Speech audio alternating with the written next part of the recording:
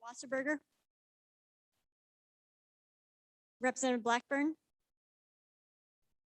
Representative Clausen, Representative Fortner, Representative Heiner, Representative Larson, Representative Western, Representative Wharf, Representative Winter, Co-Chairman Boner, and Co-Chairman Eklund.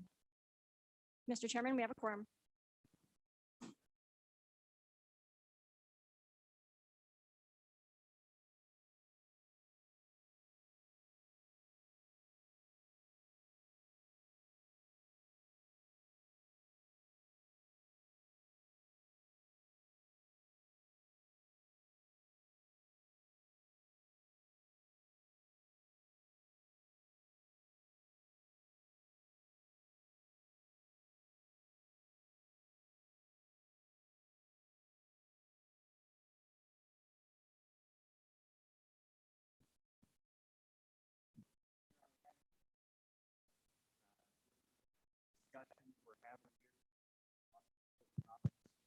And is this better? There we go. All right. So I have important topics. And so we're starting off with predator management. Before we get there, I think the Department of Agriculture is presenting first, and then we'll have the wool growers come up after that. I also want to recognize one of our Senate colleagues, Jim Anderson's here from Casper. So welcome, Jim. Feel free to pipe up whenever you want. And I might regret that later, but that's okay. So anyways, Department of Ag, if you want to come up and give us a quick overview. Oh, Representative Crago is here as well. So thank you for all your work for Johnson County and for the legislature. Looking forward to hearing from you if you feel the need. So we'll get start off with our stage, see that we'll hear from the wool growers and the stock growers on this issue. So Director, welcome back to the Joint Ag. The floor is yours.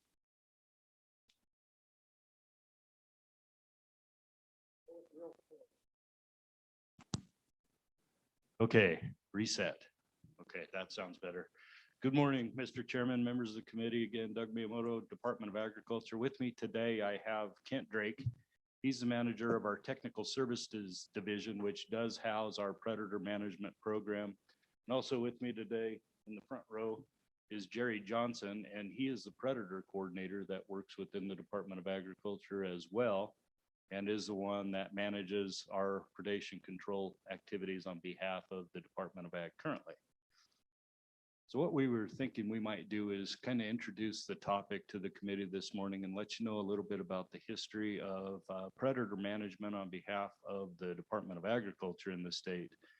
And we're in kind of a fortunate situation today because Kent happens to be the first predator coordinator that has worked with the Department of Agriculture since the original tranche of funding came into the Animal Damage Management Board in 2007, I believe, 2006.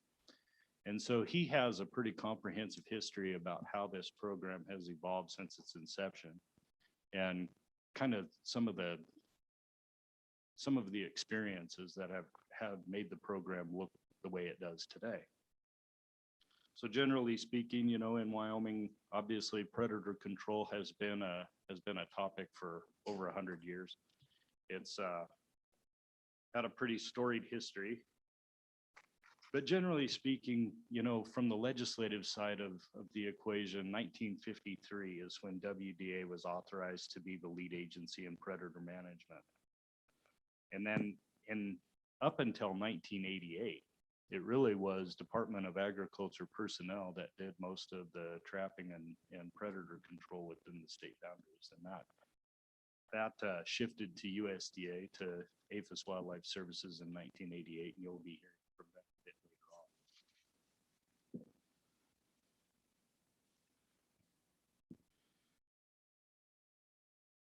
So the current look of the Animal Damage Management Board really started for us in 1999. And that's when the legislature formed the Animal Damage Management Board. And then again in 2006, that is when the program really started, and there was a significant amount of funding that was contributed to the Animal Damage Management Board. So from 2006 and moving forward, I think I'll let Mr. Drake explain to you how that program has evolved since 2006 and bring you up to current date.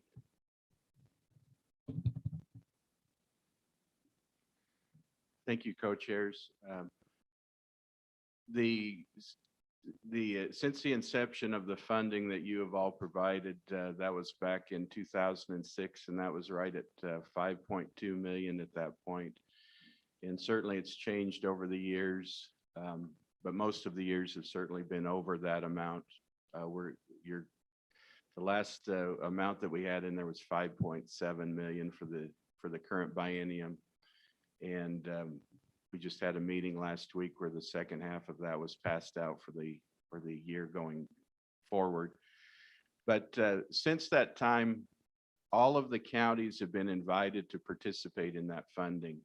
Every county has a predator management board, except for one, and that's Teton County. They don't have an organized predator management district, so that leaves us with 22 predator management districts in the state. Of those 22 predator management districts, we've had 19 of those participate since the first 2 years. Some started the first year and then the balance came in the second. There are 3 counties that don't participate. 2 of those are in the southeast corner. That's Laramie County and Platte County. And they just have never organized to the extent that they wanted to push the issue of having $1 per head taxation that's required, a brand inspection fee that's required to participate in the state funding. They just haven't ever politically got that put together. And then Sublette County, they've had enough money within their county from their valuation and certainly the natural gas funding that they receive, that predator management district typically goes to their county commissioners for funding and has chosen not to come to the ADMB. So that leaves us with 19 districts that participate in the state program. Basically, that's everybody else, and they have consistently come back year after year and have established some really good programs over that amount of time.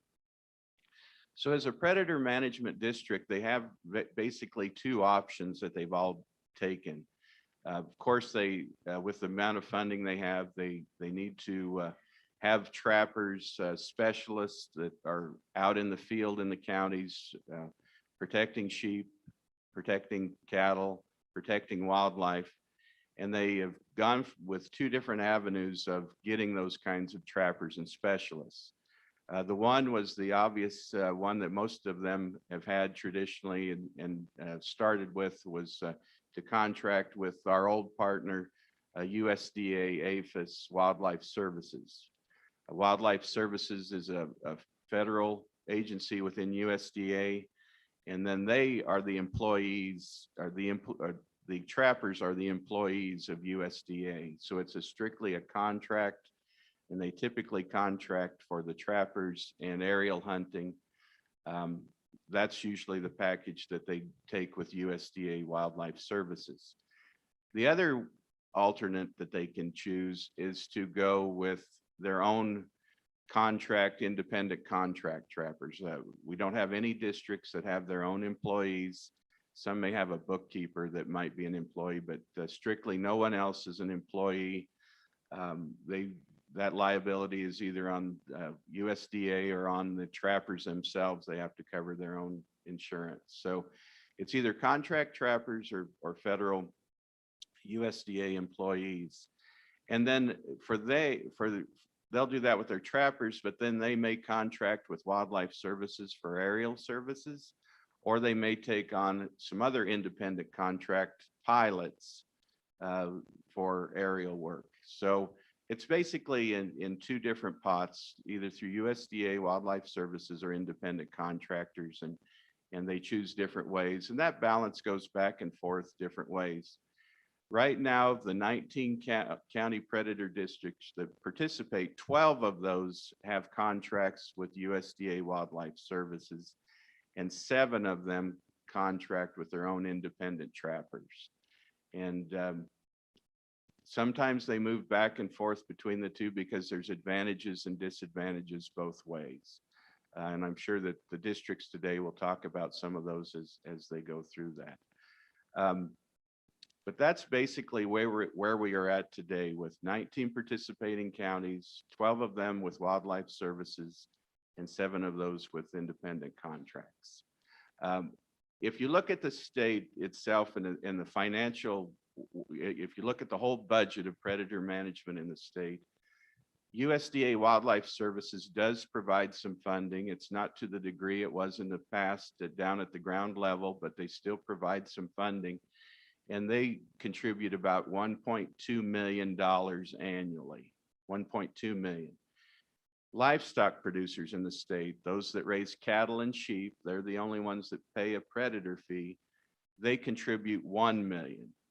So 1.2 million and 1 million. And then through you, the ADMB provides right at 2.7 million this last year. So obviously the state of Wyoming is the biggest partner in this, but it's a 3-legged stool that has funding from all 3 different levels.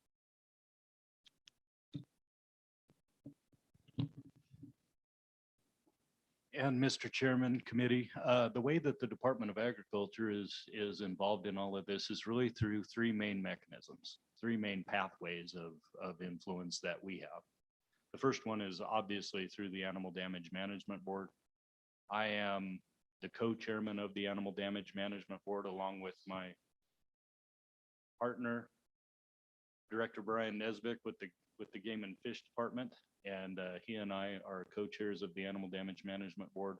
I also serve as the administrative officer of the Animal Damage Management Board. So that means we keep all the budget books on behalf of the board, and we make all of the allocations of funding. Jerry does all the legwork on keeping track of all those dollars. The second way that we're involved is through the aerial permitting. So there's 3 different permits that are required for aerial hunting activities. One is for the pilot, obviously, one is for the aircraft, and one is for the gunner. And so we're the entity that permits those activities and issues those permits. We'll only do that if the county predator board will endorse that application. If they won't endorse that application, we won't grant them a permit to fly. So it has to come up from that local level. The third way we're involved is through our predator coordinator, Jerry in this case, and he's the one that administers this competitive grant program. So we don't really have any authority outside of that permitting program. We just try to provide assistance and pass through funds to the county predator boards, and it's worked very well up till this point. We've had a good relationship with USDA APHIS Wildlife Services, and we've been able to partner fairly closely with our predator boards. But today, I've been approached by some of the predator boards and some of my partners in agriculture who are struggling to get the right resources in the right places at the right times. And I don't know what the answer to that equation might be, but if there's anything that the Department of Agriculture can do to clean up our process or make ourselves more effective in this 3-legged stool, that's what I'm looking to accomplish. I don't have the perfect answer for you today and no specific recommendations on necessarily how we get there, but some of my partners may have some food for thought for you. One of the things that I have noticed over time in being involved in this job is I've had pretty good communication with Mike Foster with APHIS Wildlife Services and with the administrator of APHIS Wildlife Services and for APHIS generally. I mean, that leadership has been very willing to coordinate with us.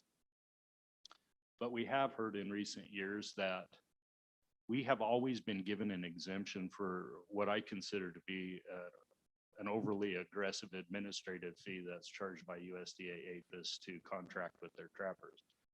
That's, I think, a 16% administrative fee, somewhere on the order of 16%. And all of our predator boards already pay an 11.5% what they call a pooled job cost, which is essentially is another form of an administrative fee to employ those federal trappers.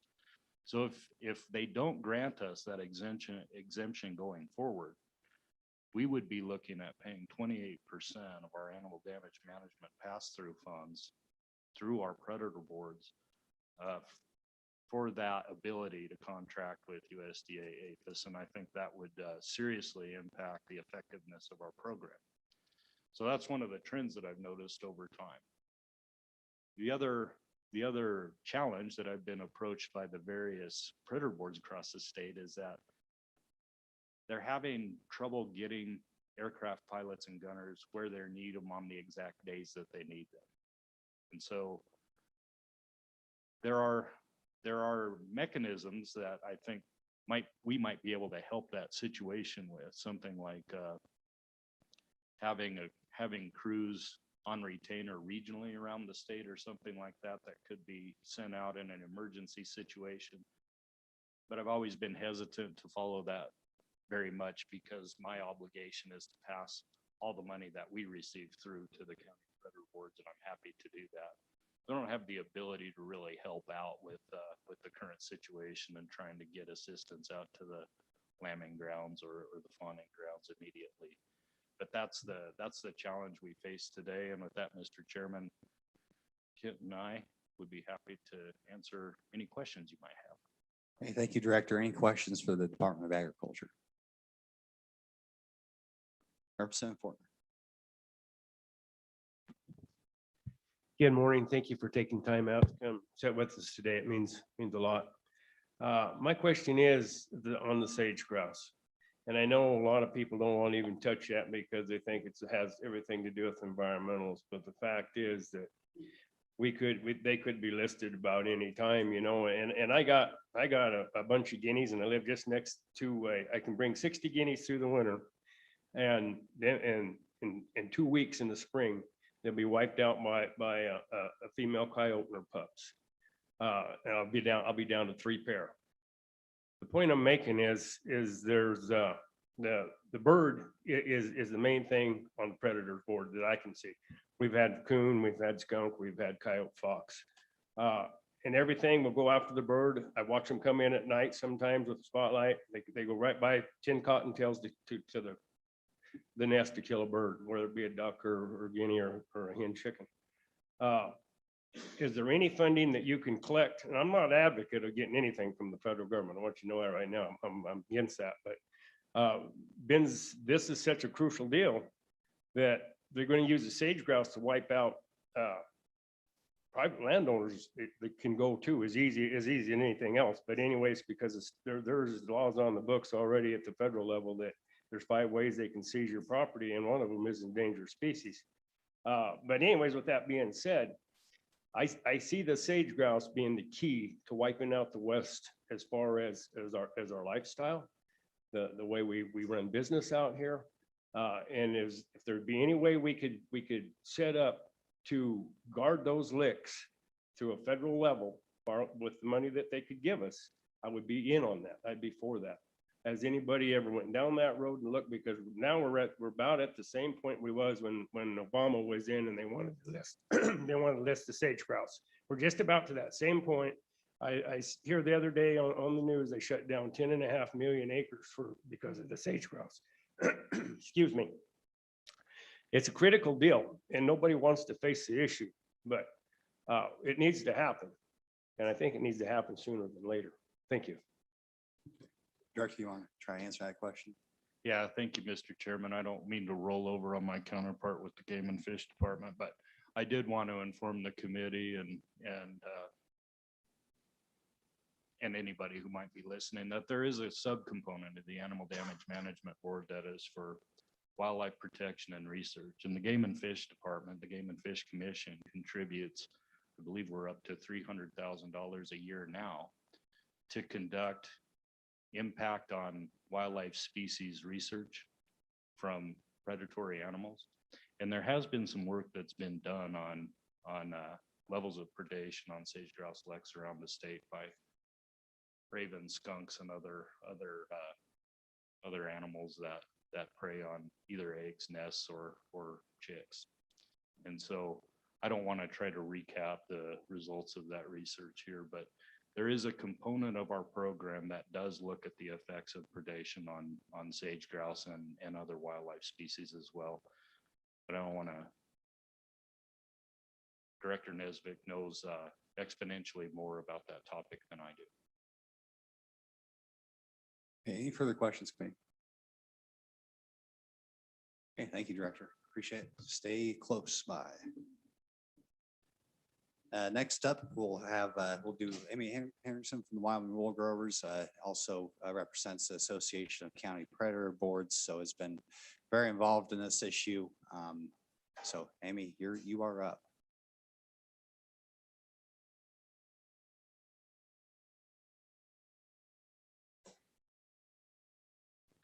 That work? Oh, wow, it works today.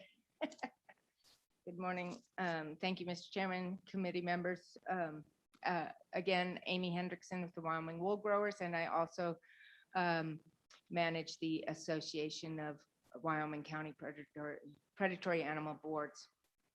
I'm going to begin. I thought that the background that was given by the Department of Agriculture is really good, but one thing that should be reminded here is that part of the reason for the funding, the state funding, was that there was a issue in the early 2000s over who owned the coyote in Wyoming, as it's a state managed species, and therefore it was believed that the state should have a role in helping to control the damage that it caused, not only to livestock, but also to wildlife. And so that's part of what brought about the whole predator control program that we have today.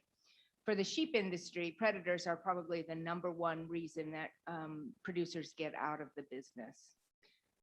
Things like last year's market supply issues also play a role, but just last week, a producer told me that they had gotten out of the sheep business simply because of the cost of predators. So it is really important to our industry. And we are big supporters of the predator management program in Wyoming.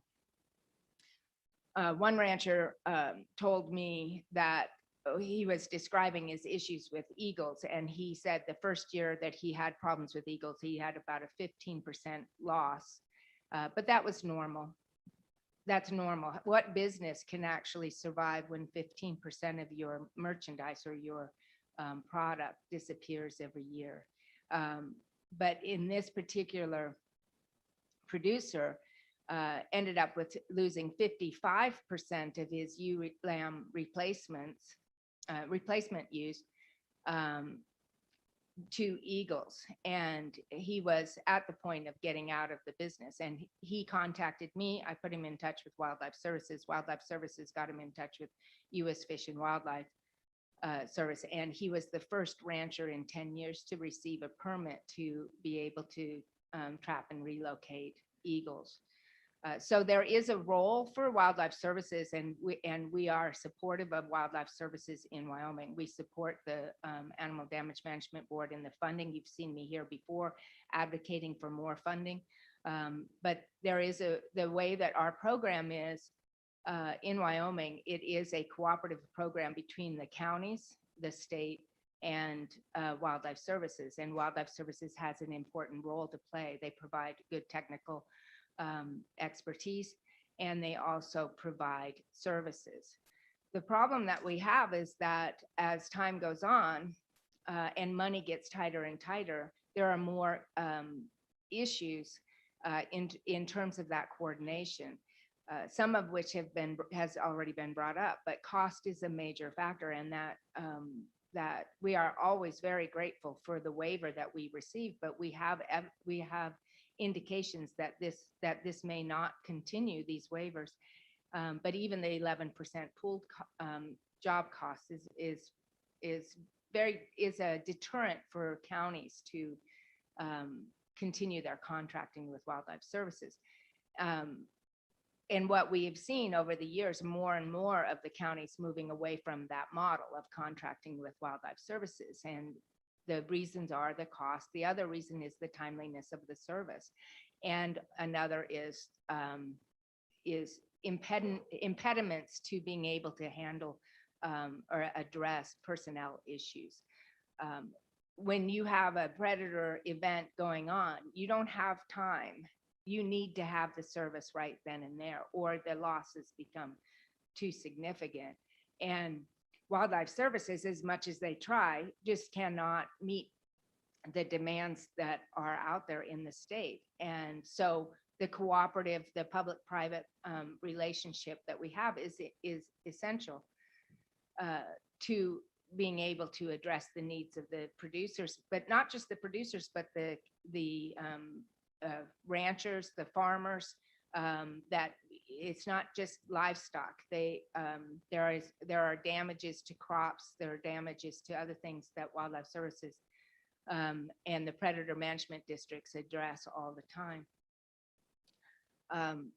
So we need to be able to find a mechanism that helps support the program in Wyoming. And we believe that there is a role for the Wyoming Department of Agriculture if they had some more authority to address some of those, to help provide backup support for counties when Wildlife Services cannot get to them in a timely fashion.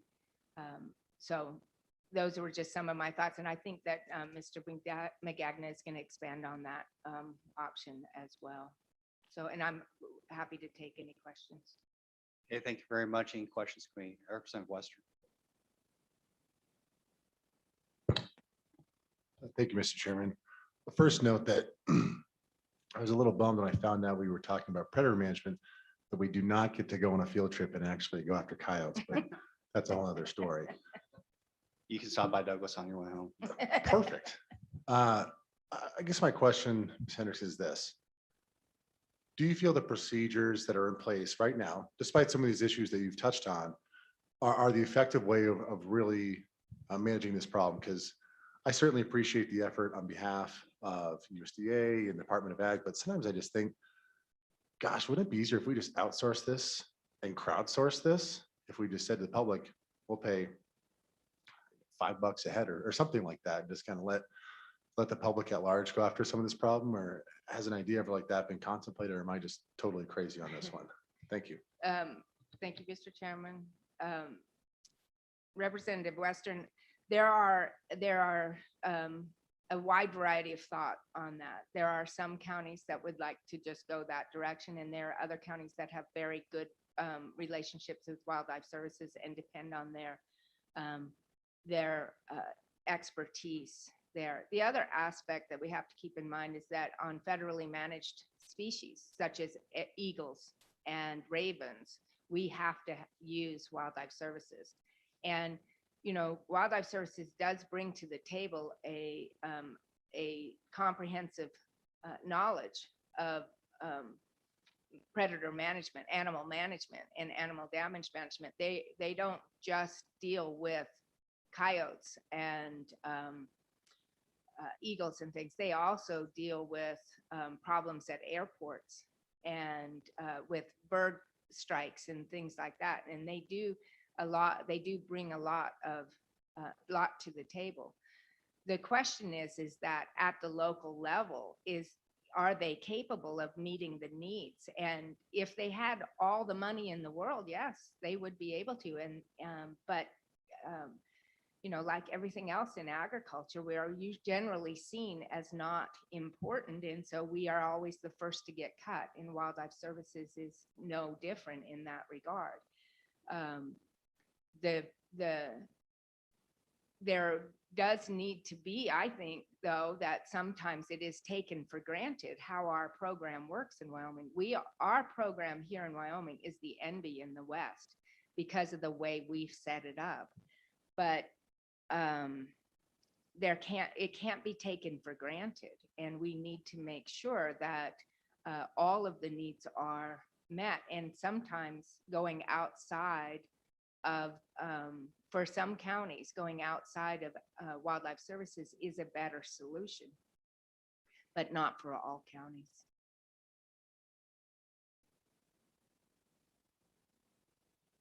Representative Fortner. Thank you, Chairman.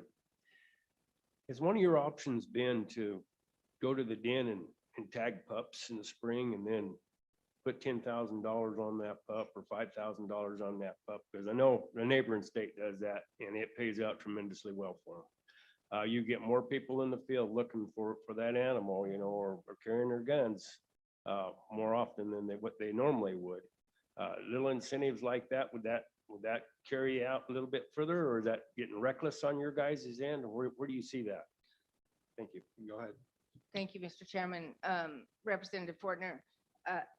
Again, that would depend, that I would defer to the county predator boards, the management districts as to how they best see this.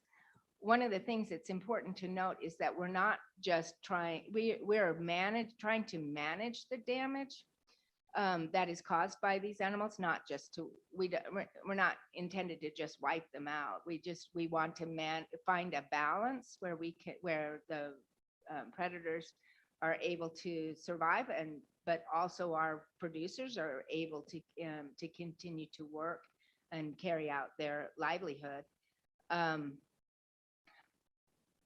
And some counties have had a bounty system in place. It does bring, I've heard that there have been problems with bounty programs in the past where you have people who kill coyotes in other counties and then come to the county and say, hey, I killed these here, and they get money. And so it becomes, there's some issues there, but it is up to a county to decide how they want to address those things. So I don't know if I answered your question. I did, you had asked a question earlier about the sage grouse, and I did want to say that Johnson County, for example, has done a lot of work to see what kind of benefit their predator management has had on their sage grouse population in the county. So they are aware of the impacts on the wildlife, and that is part of what their responsibilities are. Representative Ward. Thank you, Mr. Chair. I just wanted to say in my prior life, I worked with some of the ag groups as a sportsman's representative and helped to create this program. And I think one of the things that's important to understand, this was not designed, as Amy said, to just be a wholesale slaughter of wildlife. It really is about targeting specific animals that are causing problems. And I've been very proud of it because we were accused of that when we brought this forward, that it would just become a program where all we're doing is just targeting and killing predators. And that I've been very proud of the fact that we haven't. The counties, we kind of turned it over. We trusted the system. The idea that the local people would figure out the best solutions. And I believe that has proven true. And I'm very proud of the program, but I want the committee to know, because some of you weren't here when we did that. It was a pretty tough fight. We actually funded the program for a while, but to me, that's the one thing that's always been to me important about that is it is predator management. It's about targeting those animals that are causing problems. And as a wildlife biologist, I can tell you that not all coyotes are bad.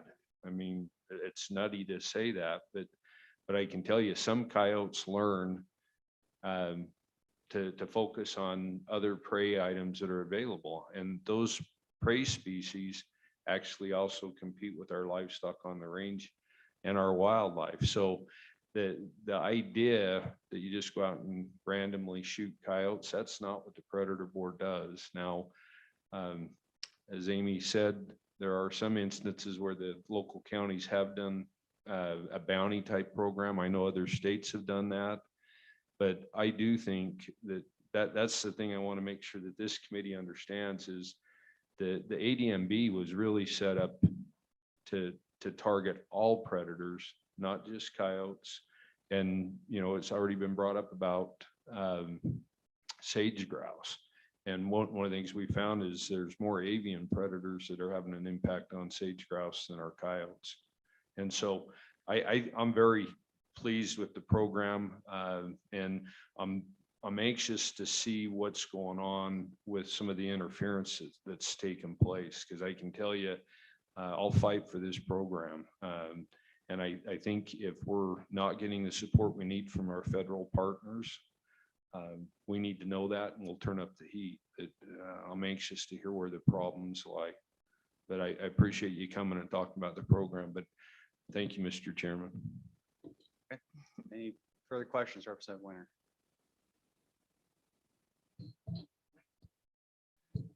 Yes, thank you, Mr. Chairman. Ms. Hendrickson, are there not more bird species that are affecting the sheep industry than just eagles? Mr. Chairman, yes, there are. We have a significant issue with ravens also. That's another species that only Wildlife Services can address. And so, you know, the fact of the matter is there are more predators than there have ever been. And in part because of the protections that have been in place for many species. And for whatever reason, I heard one rancher describe it that sheep ranchers produce the hors d'oeuvres for these predators. They do impact the sheep industry quite badly, more so than perhaps some of the others at this time. But if you got rid of the sheep industry, it would have the same impact on other ones.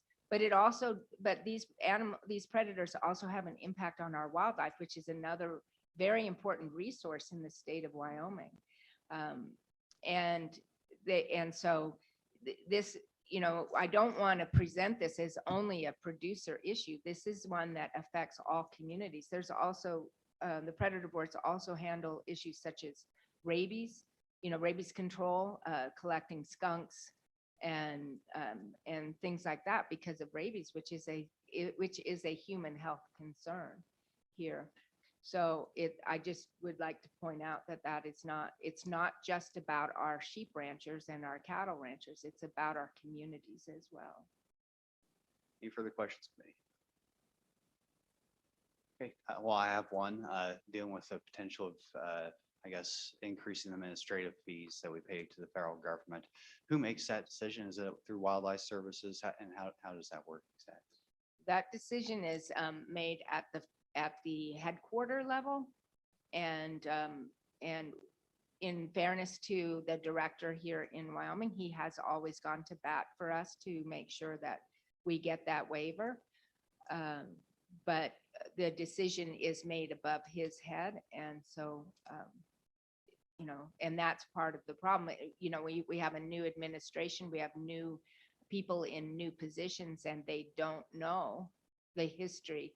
And we have been successful in the past of being able to explain why it is that we get a waiver, because we have a program that is different than any other state, in which we do so much of the cost share of Wildlife Services expenses.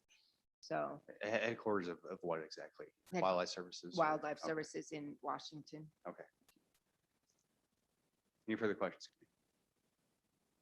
Okay, well, thank you for your testimony on your work on this issue. Next up, we have Jim McGagnon with Stock Growers. If you'd like to add anything, Jim.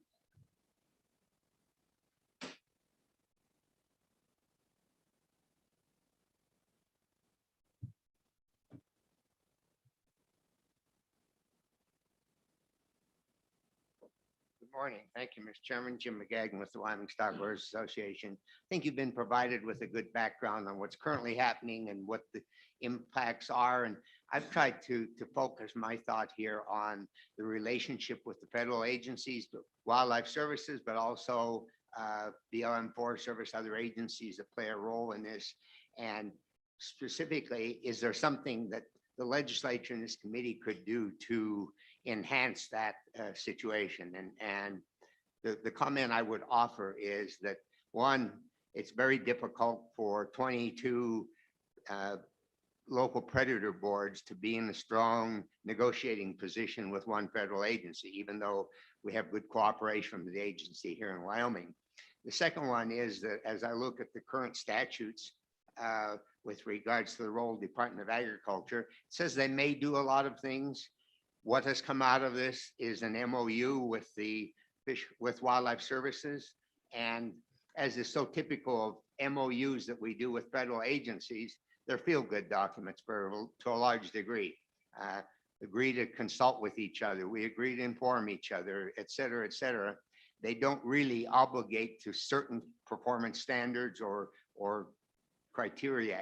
And the thought that I would have for your consideration is whether perhaps something could be done in the existing legislation to strengthen the position of the Department of Agriculture to be the central agency, not interfering with the individual arrangements with the counties, but in establishing an umbrella under which individual counties can operate, but being in a stronger negotiating position with the federal agencies to say these are the performance standards that we agree to. We will do this and you will do that, and almost more of a contractual relationship instead of just a feel-good memorandum of understanding. And I know that's not easy to achieve with federal agencies, but it would seem to me that that may be an area where we could strengthen this program. After all, the major funding is coming at the state level, both from producers and from the legislature, and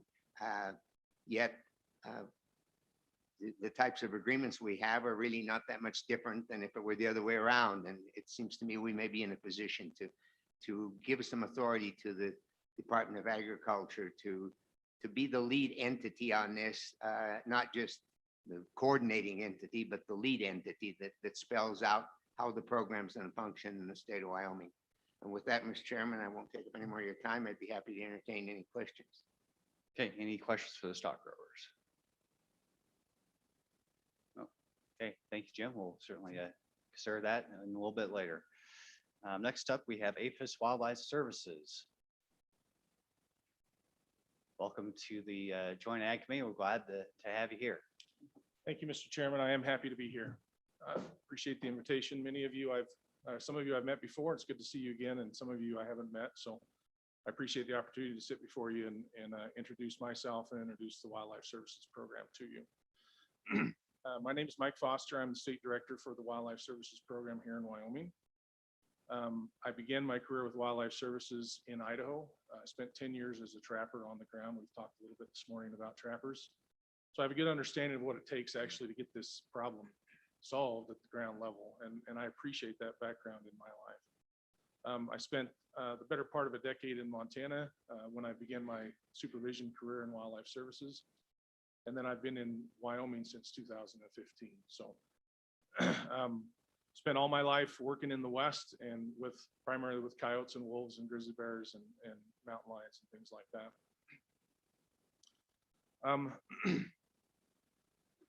In every state I've worked in, Wildlife Services task has been similar, but every state is unique in the way that they're funded and the way that they operate it. Certainly, having worked in Idaho and Montana, I would say that Wyoming is the largest program I've worked in, the best funded program. And that's all that credit goes to you folks and to the ADMB, the funding you provide to the ADMB. And I appreciate that. Unfortunately, our federal budget has not kept pace with the funding that the state of Wyoming has provided for predator control here. One of the biggest cuts that we received in recent years was in 2011 when the U.S. Congress did away with what they called the tri-state predator earmark. At that point in time, earmarks were a really bad thing in the federal government. And the three states, Idaho, Montana, and Wyoming, were getting almost $1.5 million for predator control. That was eliminated with the swipe of one pen and gone instantly. And then with sequestration in 2013, there was a lot of talk back then about that. Those two cuts combined cost the Wyoming Wildlife Services Program 25% of its federal budget.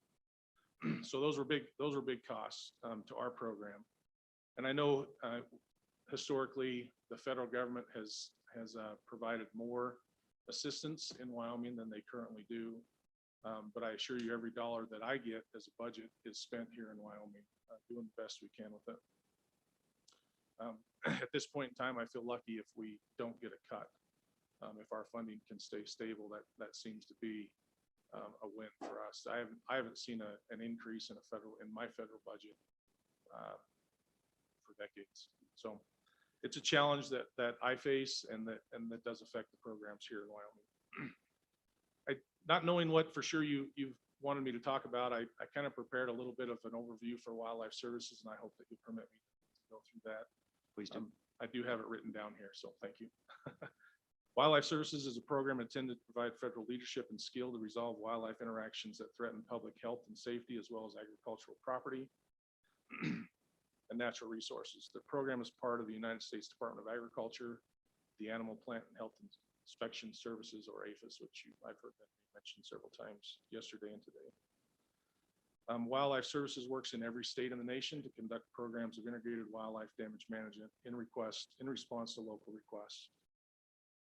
We promoted a program of integrated wildlife damage management, which means conflicts are resolved by using a wide variety of methods that value property or that protect the valued property or agricultural resource. Nationwide, Wildlife Services responds to more than 200,000 requests for assistance annually. In Wyoming, our program consists of 18 trappers, 4 pilots, 3 are fixed wing pilots, 1 is a helicopter pilot. We have 1 disease biologist, 1 NEPA biologist, 2 district supervisors, 1 assistant district supervisor, 3 administrative staff, and myself. So that's a total of 31 employees to cover the state as large as Wyoming. That's a daunting task for us. Our operation budget includes $1.5 million in federal funds. That's what I get to conduct my program here in this state. It also consists of about $1.2 million in cooperative funds. Now that's funding from other federal agencies, from state agencies, from counties, city governments, private businesses, airports, and even private individuals. So that 1.2 million is a combined total. That fluctuates obviously every year as we sign new agreements with differing people or individuals. We provide assistance on 9 airports in Wyoming, and we also provide assistance at the Warren Air Force Base. Our full-time disease biologist assists the veterinary services and the Wyoming State Lab with disease monitoring around Wyoming, including the active monitoring of rabies. Wildlife Services provides more disease samples to the state lab than any other single entity in the state of Wyoming. We have cooperative funding agreements with the Wyoming Department of Agriculture, the Animal Damage Management Board to provide assistance with livestock producers experiencing damage caused by wolves in the predator zone. And we have an agreement with the Wyoming Game and Fish to provide services for wolves in the trophy game zone. We also have an agreement that covers our work with any trophy game in the state of Wyoming as directed by the Wyoming Game and Fish. We have a large migratory bird assistance program across the state, providing assistance in one form or another to almost every county in the state. We document damage in order to help others get permits to address migratory bird damage, but we also have our own migratory bird permits, and we can provide assistance to anybody that requests and asks. We provide assistance to oil rigs, mines, landfills, livestock producers, homeowners, city and county governments, anybody that's experiencing issues with migratory birds like ravens, vultures, blackbirds, crows, magpies, hawks, owls, eagles, anything like that. That being said, our largest single role in Wyoming is assisting livestock producers that are experiencing conflicts with predators. Our trappers are assigned to counties that work with funding through financial agreements with those counties. Our men are not the cheapest form of labor, as has been talked about today. They are funded under the government schedule or the GS schedule. So we have a set rate that they're paid. And they also do receive federal benefits. So it does make our guys somewhat more expensive than what you could go out on the street and find contract labor for. But we feel that that's important. It does allow us to attract high quality individuals. And once we get those individuals trained up and running, it allows them a living wage to make a career out of the type of work that they've chose to do. We have a very highly subsidized aerial services program. As I mentioned, we have 3 fixed wing pilots and 1 helicopter pilot, 5 aircraft total. In addition to that, we do have a contract operator out of Craig, Colorado, and we're always looking to add more contractors to our repertoire. We charge, I've done the math since I came here in 2015. I figure the cost to government for per hour fixed wing service is about $364 per hour. We charge the individual counties or producers $160 to $175, depending on the type of program that's set up. So there's almost a 50% cost share with the government per hour for the fixed wing services that we charge. Recently, we acquired a helicopter and we charge $700 an hour for that. That's substantially cheaper than the market around, at least from my perception. There might be other people out there that can provide it cheaper, but I don't know of any. So it is a turbine helicopter, which are more expensive to run, but quite a bit safer to operate. Wildlife Services is not in the business to make money. We simply strive to cover our costs and live within our federally provided funds. As others request services beyond what we can fund with federal dollars, we attempt to recover those costs. I like to think of it as maximizing our federal budget to provide as much service as far as wide as we can. We do maintain 4 full-time pilots to fly our 5 different aircrafts, in addition to our federally owned and leased aircraft. I mentioned that already, sorry about that. As you can imagine, what we do is not well received by some members of society, and we see constant pressure to reduce or eliminate funding for our program. With Wildlife Services gone, the responsibility of predator control would fall on the shoulders of the state, as you folks already do carry a huge burden there. I recognize that for sure. We currently provide services in full-time services in 10 counties in Wyoming. By full-time, I mean both trappers on the ground and aerial services. In addition to that, we provide a part-time man and aerial services to 1 other county and aerial only services to 5 more counties. As of today, right now, we provide no predator control services to the remaining 7 counties. That changes again, like I said, from year to year as counties come in and out of our program. However, even when a county is not formally participating in our program, we still provide services to private businesses, ranchers, oil rigs, and plants, cities or individuals that request help and can provide some sort of funding to cover those services. So that's just a brief overview of our program. And again, I appreciate the opportunity to sit here in front of you, and I would be willing to answer any questions. Thank you, Mr. Foster. Any questions? Representative Larson. Mr. Chairman, thank you. Thank you, Mr. Foster, for being here. The counties, do all counties have an APHIS employee in them, or if they don't, do the other counties? I guess they might live in a different county and they have to go to the other one to work or such. Is that just a question? Mr. Chairman, thank you very much. Representative, no, every county does not have a Wildlife Services representative in them. And our employees are assigned to the county that they work in. They're funded by that county. And so to take that individual out of the county would be, a breach of etiquette or contract with them. We do, if we do pull somebody out of a county to go to somewhere else, then we either pay that salary or that funding out of our federal budget or with the county that's requesting those services. Or what's more often the case is we'll cover that with one of our federally funded supervisors or employees. Co-Chairman. Thank you, Mr. Chairman. I'm not sure who to ask the question to, whether it be you or our own wildlife director, but will Wyoming have any chance to influence what happens with the release of wolves in Colorado? That'll be as big a deal to at least southern Wyoming as it is to anybody. I'm trying to find out, can we have some influence on where they're turned loose and how they're going to be managed, and maybe the type of wolf that's turned loose. The wolves that we have presently in Wyoming, we've talked coyotes, or anything else, but these wolves are twice as big as the ones that I saw in the pictures that they exterminated in the 20s. And that's part of the problem. But anyway, so I'd like to find out from somebody if we're going to be involved in the talks with Colorado, because I have no doubt they're probably going to turn them loose. Mr. Chairman, Representative, thank you. That's a good question and an important question. Colorado already has wolves, and they've come from Wyoming. They've come down from our trophy zone and predator zone and gone into Colorado. There's already an established pack there.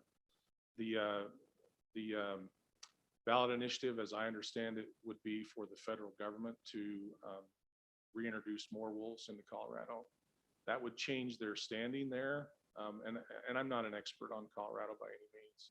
And it probably is a better question for the U.S. Fish and Wildlife Service, who would be over the reintroduction of wolves there. But I would hope that we could have some impact. I know I've talked to several county commissioners in Colorado as they call and request assistance or direction on how they should posture or prepare for the introduction of wolves in Colorado. But I would hope that we have some role. I don't know what that would be. So in other words, these migrated from Wyoming. The packs that are there now came out of Wyoming. They weren't planted, and they're a Canadian wolf then. Mr. Chairman, Representative, yes, that's as I understand it. They came out of Wyoming, so they are native wolves originally from here. Any further questions? Representative Ward. Thank you, Mr. Chairman. Mr. Foster, are there any other states that have a program similar to what Wyoming has, where we partner as much with APHIS and Wildlife Services? Mr. Chairman, Representative, thank you. There are other states, and I can only speak from my personal knowledge. There are other states that operate similar to Wyoming, but no state that I know of that operates to the extent that Wyoming does, to the amount of funding provided by the state. Idaho, for example, operates under predator boards, but predator boards are multiple counties, and the only funding those predator boards have comes from brand inspection fees or predator fees at the time of brand inspection. Montana operates quite a bit differently than Wyoming. They have a pretty decent sized pool of money through a process that they initiated years ago, where a county can pass, I don't know if a law is the right word, but they can make taxation on livestock owners mandatory through a petition process in the county that provides a significant source of funding for predator control in that state. But no, I've not seen a state that provides as much funding for predator control as Wyoming does, which I appreciate. Thank you. Follow up, Mr. Chair. And thank you, Mr. Foster, for coming here today. I wonder, and I can't remember which committee I was in. We had during the interim or talks in the legislature before we adjourned. There was talks. One of the interim committees, and I can't remember if it was our committee, but they talked about bringing some of the staffers from DC, bringing them back out here. They do a tour. Remember, we talked about that. I'm wondering if there is a way that we could maybe do something similar with Wildlife Services and bring a component out here that they were talking more about natural resource type stuff in the committee, but I wonder if that's something that you would think would be beneficial to try to work with our congressional delegation to pull people out here from DC, and it's mainly the staffers is what they were talking about, but those are the people that need to understand the complexity and the magnitude of what we have to deal with in this state. I think until you've been here, I don't think you really understand Wyoming, and I think that's one of our best options. But I guess that's something I would ask you, is if that's something you think would be beneficial to try to pull some people out here and expose them to what APHIS and Wildlife Services actually does in coordination with Wyoming. Mr. Chairman, Representative, thank you. Yes, that's something that does happen and something that I think would be highly valuable. Sonny Purdue went to Montana last year, and they were able to get some special funding for some grizzly bear work up there that Wildlife Services was involved with. I do work very closely with Janet Bucknell, who's our deputy administrator for Wildlife Services. And I have asked her to attend the Wyoming Wool Growers meeting this summer. I believe it was August, Amy. And she's trying to fit that into her schedule. And if I may, Mr. Chairman, I would like to just briefly address the administrative fees that have been mentioned. Yeah, please do. Thank you. Those administrative fees, it was mentioned that they are policy by the federal government. There's 16.15% in specific, these in what they call indirect fees. 11% of that is managed by Janet, by Wildlife Services at the DC level. 5.15% of that is managed by Kevin Shea. So he's the director of APHIS. And it was Kevin who suggested that this waiver may not be supported in the future. However, he did sign it for this year, and he has signed it for all the years that I've been in Wyoming. So I'm happy for that. I think it's just something that we need to be aware of, and if we can, if Director Shea can learn how critical that waiver is for Wyoming, I think that would be beneficial to the program. Janet has indicated broad support for her 11% that she waives. But if Mr. Shea chose not to waive his, I don't know which way she would fall. So. And when do they generally make that decision? So I generally send the request for the waiver in roughly February. It was just approved maybe a month ago. So that's kind of the time frame, because we kind of operate, Wildlife Services operates on 2 fiscal years. The federal fiscal year, which ends September 30th, and the state fiscal year, obviously, which ends June 30th. So I try to get that waiver in place before the state fiscal year starts. So sometime before the 1st of July. Very good. Senator Wasberger. Thank you, Mr. Chairman. Just a real quick comment to Representative Wharf is we actually do have that program here, and we do a collaboration with Converse County and Weston and Crook. And essentially what we do is we bring in congressional staffers to the northeastern Wyoming area, and they stop, they fly into Casper typically, and they stop off at Douglas. That was under former Mayor Bart Jones. And anyway, then they come north to Campbell County and they go through the coal mines. They typically have dinner at Dr. Barlow's, or as you know, Speaker Barlow, out at his ranch. So they get a little bit of the predator control out there, because Speaker Barlow is a wool grower. And then eventually they end up over in Devil's Tower, where they fly over. Actually, they have a Conestoga wagon trip up to Devil's Tower. And then eventually they have dinner at Senator Driscoll's ranch. And then the next day they fly back to Campbell County and out back to Washington, D.C. So that's one of them that we're doing, but I'm in agreement with you that we should do more. Yeah, it's successful tour, and we're looking to expand it to other parts of the state. And I mean, certainly that tour would look different in Southwest Wyoming than it does up here in the Powder River Basin. But yeah, hugely better. Lots of stories I won't waste the committee's time with, but of the misperceptions that are easily corrected once they get out here. And so very valuable program. I agree with everybody. But so I have some questions directly. So when it comes to aerial work, is Wildlife Services the only entity in the state that does that sort of work, or there are other, does the kind of local predator board contract for those sorts of services? And how does that environment play out? What role does the federal government play in aerial work? Mr. Chairman, thank you. We do provide aerial services. As I mentioned, we have a limited fleet. And it's obvious that we cannot cover the entire state with the small program that we have.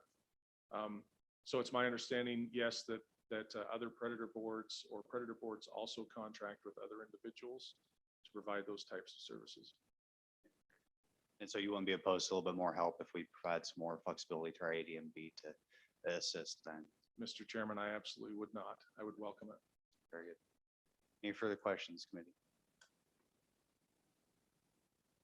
Okay, well, once again, we really appreciate you being here and appreciate our partnership. We'll continue to work to strengthen it as we move forward. Thank you very much. Okay, next up, we have our county predator boards. Anybody want? This is your chance. I know that you had your lobbyists come up, but if any predator boards want to say their piece, now is your time.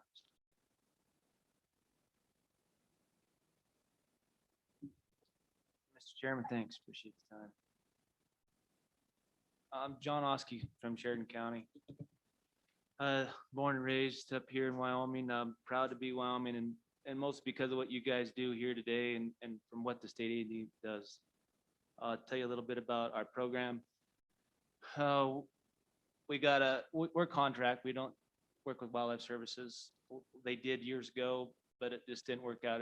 We got broke and anyways, the guys had to step in and you guys helped us out.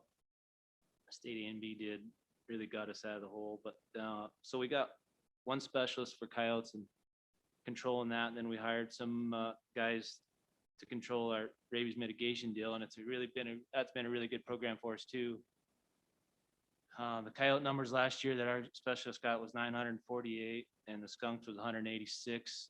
We sent 38 of them skunks to the lab. I think 21% of them came back rabied. Our county commissioners are right on top of board of this for our safety and because of the money that them guys have helped us and the county commissioners have stepped in. The cities are really starting to step in. We're kind of trying to follow the program in Johnson County. They're doing a really good job. And Peter John Camino's kind of pointed me in the right direction and our board in the right direction, helped us out on this. But it's our cities, the safety of what that's brought to us is awesome.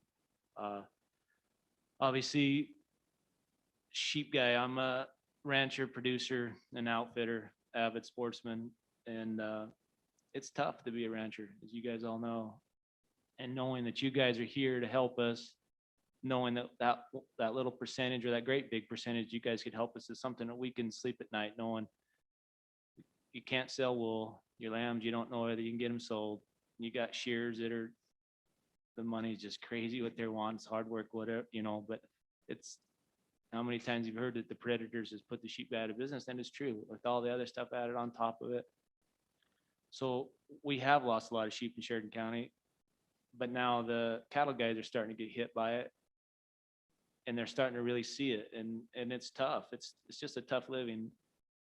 It's a great life, but tough, but knowing that you guys are here to help us out to produce, we've got that deal now where we can sell to our neighbor and they know where their meat's coming from. It's just been, it's proud to be in Wyoming. And thank you guys for working hard to make all that work for us. But our sportsman, we do have a sportsman here from Sheridan County and he's, he can say the same thing, but what Predator's done for us, we have a lot of hunters that come in and they come here not just to see wide open spaces but they see the wildlife. You can't see what we have here, you just can't. You drive your wheels off everywhere else. We go to the Bighorns and then 10 minutes you can see wildlife. We're blessed to have some of the best sheep, some of the best cattle here to sell. You can talk to all the superior reps, all the reps in, Belfouche and up in Billings. We are blessed to be right here where we're at to raise what we got, and we're proud of it. And we like to help your help and anybody else's up that we can get us to save that for our generations to come. So I don't think a lot of states can say that. So hats off to you guys. Thank you. Hey, well, thank you for being here. Thanks for your testimony. Any questions, committee? Hey, well, thanks. Appreciate you being here and coming down. And yeah, glad you hopefully got your sheep sheared. I just got mine done last week. So Did you? that's Good. yeah. Glad you did. Okay, anybody else from the prior boards?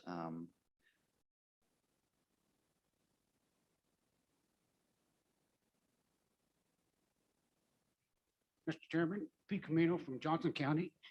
I'm going to give you a little rundown about how our board works. John kind of hit it on us a little bit, and we have helped Sheridan County out quite a bit. We have 2 full-time trappers, they're contract labor, 2 part-time labor skunk trappers. They work, one works in KC, one works in Buffalo, through the rabies program. The skunk trapper in Buffalo, we don't take near the number of skunks that Sheridan County does, but we've been working on this program for a number of years. And we work the boundaries of Buffalo and KC. And what we've done is we have slowed the skunks down so much that they can't make it into Buffalo. They get caught before they get into Buffalo. Except for last year, I don't know what it was, but the skunks invaded Buffalo, and so our trappers finally had to go into town and start trapping in to help the city dog catcher take skunks out in Buffalo. And also the new, up at the Sailors and Soldiers Home, they're starting the new nursing home. Well, the rock chucks moved in there last fall, and our rabies guy took out over 100 rock chucks out of that Sailors and Soldiers Home. And they were literally eating the Sailors and Soldiers Home up. I'm sure you're aware of what a rock chuck will do. And they pretty much cleaned them out of that. On our predator side, last year, we took a record of coyotes out of the county. I think it was right around 1,200 coyotes. The majority of our program is air. I don't know if you're familiar with Johnson County, but the north part of the county is real rough. We can't get a fixed wing aircraft in there. We have to use helicopter.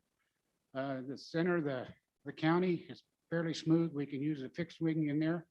And then down in the KC area around the Converse County, Campbell County line, that's pretty rough country too. We can use a fixed wing, but a helicopter works a lot better in there. We do contract with Wildlife Services. We have 250 hours of airtime with them. And this year, we also, through a line item with Wildlife Services, we're contracting for raven control. It seems like these predators just keep coming at us. Before it used to be just the coyotes. Now it's coyotes, bears, mountain lions, and now the ravens. It just seems like we can't get ahead of them. On the finances of our program, this year, the last 3 years, we've asked for 150,000 from the ADMB board, and we've got what we've asked for every time. If we go any lower than that, it's going to affect our program. The flying, to help our flying program out, we have gone to the outfitters, and we've raised anywhere from 10 to, I think this year we got $12,000 between the outfitters, raised money to help our flying program. We are now working, we're on a 5-year project with sage grouse. 5 years ago, we started GPS and coyote kills through the county, the entire county. We finally got enough data in this 5-year data that we've taken these coyote kills and laid them over the Lex. And we're getting ready to come out with a paper showing that where we have heavy control around these Lex, that it has increased the sage grouse population.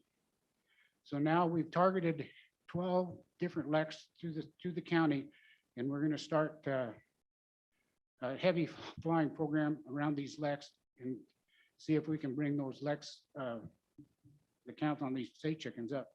But what we've seen now, the Lex that we have been hitting hard, the sage grouse have been coming back in it. So between the predators and the wildlife, I think Johnson County is doing a really good job on predator control. And with Wildlife Services, we do need them. We can't, by the time the closest plane we have is in Casper. Time he ferries up, we have to pay ferry time. While he gets to Johnson County, if he has to go to the north end, he's got about 1 hour of flying time, and then he has to go back. or fuel up. And it's just not cost effective. We cannot do it. And in the county, we're also really lucky. One of our trappers in KC does have a helicopter and a plane, and we utilize those. We're very, very fortunate to have those two, and that helps our program immensely. So if there's any questions for me, I'd be more than happy to try to answer them. Okay, thank you, Mr. Camino. Any questions? Representative Winter.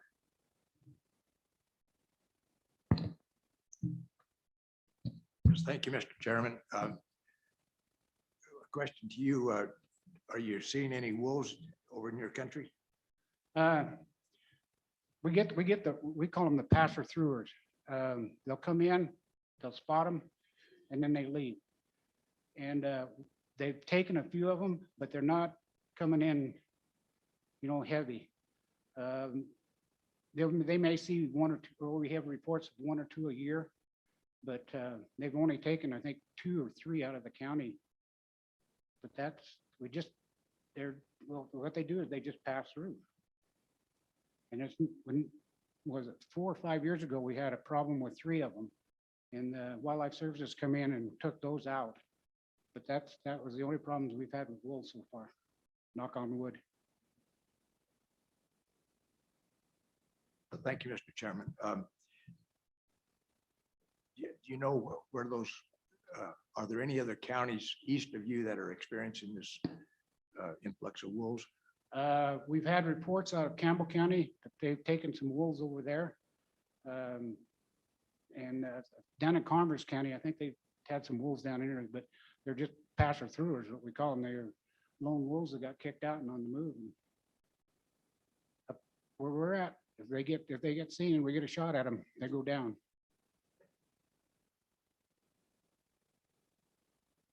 Well, it's nice to be able to say that instead of, talk about how they have accidents, right? Right. Yeah, so. Mhm. Okay, any further questions? Representative Western. Thank you, Mr. Chairman. Thank you, Mr. Camino.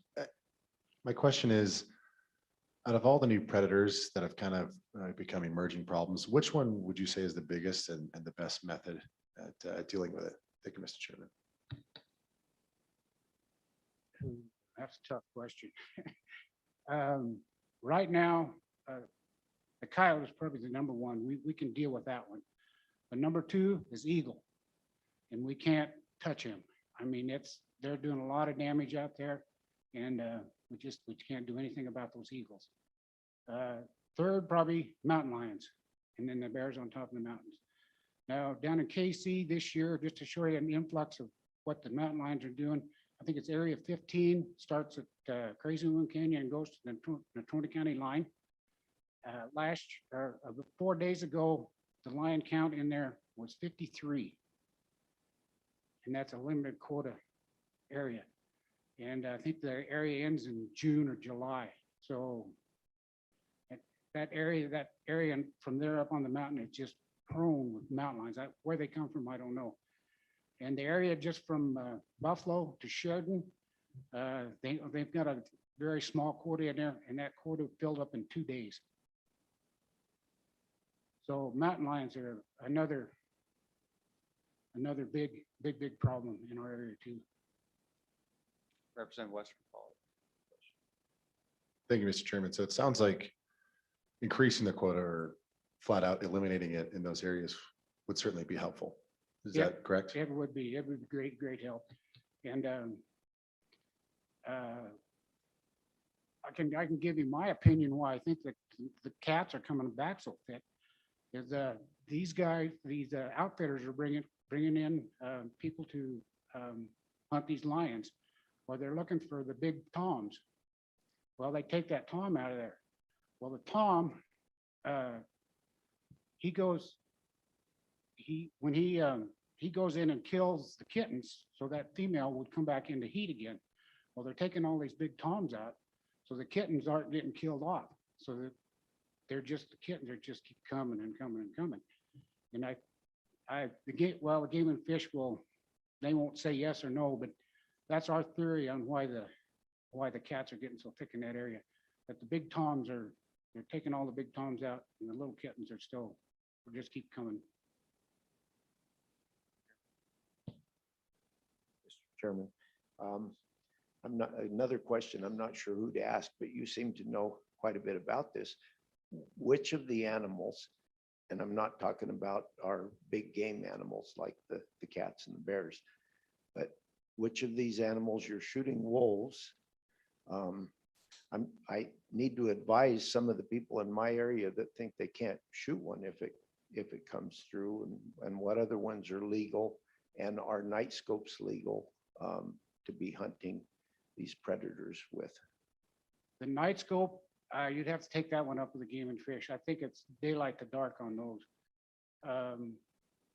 Could you repeat? The non game predators, yeah, and the animals. I know we can take coyotes and fox and I presume raccoons and skunks. So you're talking the trophy game animals, the Yeah, bears, the take, mountain lions. no, all of them that are non-trophy game. What can we take? I've been told we can't shoot a badger. We have to trap a badger. Badgers, I think badgers are, well, there's the fur-bearing badger. Can't take him, but the regular badger you can. Coyotes, you can take those. They're a predator. Wolves are a predator in our, up in, out of the trophy game area. They can take those. Mountain lions and bears are trophy game animals. You have to have a license to take those. And then eagles, you can't do anything with those. And ravens, the Fish and Wildlife, or Fish and Wildlife, Wildlife Services does have a program where they will come in and poison the ravens for you. But we cannot shoot the ravens either. Okay, well, maybe I'll find out more about the night scopes in a bit, but those are used. And something that I would say about the coyotes, we have neighbors that one of them has shot over 100 coyotes this year. Neighbor next to him, 30 or so, other 10, 15, 20, and there's no end to them. They just, the chances of wiping this species off the planet are, they're nil. You'll never do it with a coyote. We can control them, just like a prairie dog. You control them, but you'll never get rid of them. And I get one more. The trappers, we're talking to the trappers this year, and they've been starting to get into the dens now, and they're killing anywhere, or finding anywhere from 5 to 7 to 12 pups in a den. So they're coming on strong again next year. Any further questions, committee? Okay, well, thank you very much for your Thank you. perspective and your testimony. We Thank appreciate your time.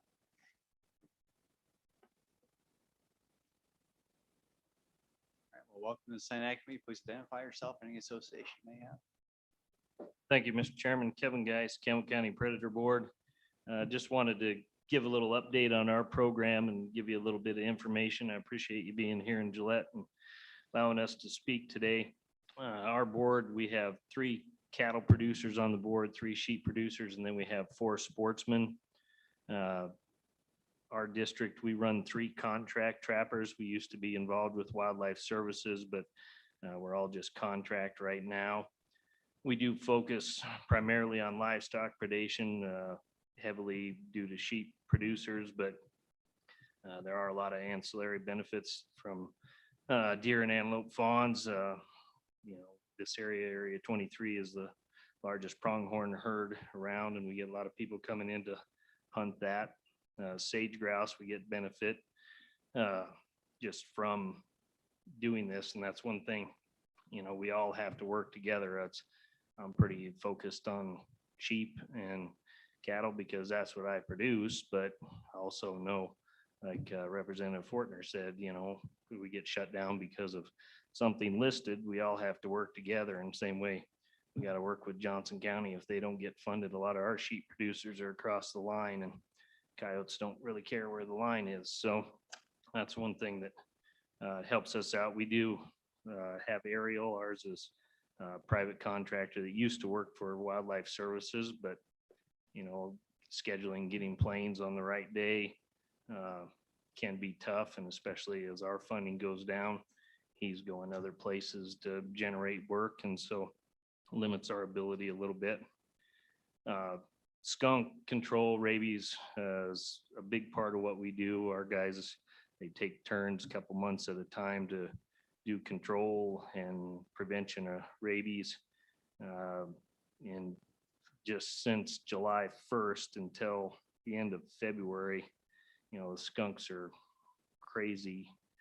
We've taken 484 skunks in that time, and 1 month, one of our trappers had 155 skunks in 1 month. And while that is good, that definitely takes away from their time and ability to go work on the livestock predation. So in 2020, we sent in 41 skunks to be tested, and 12 of those were positive for rabies. So something we're very focused on. And then, this year we've sent 4 in and had 2 positives. So it's something we have to work on. We've got a lot of ranchettes around the area, a lot of smaller farms, and tend to have a lot of those conditions that are ripe for that. And then we get a lot of requests for services from those kind of areas, and they don't provide a lot of money as far as livestock brand fees and that. So we're very appreciative of the money we do get from you. And, we take 1,000 coyotes a year, and it's just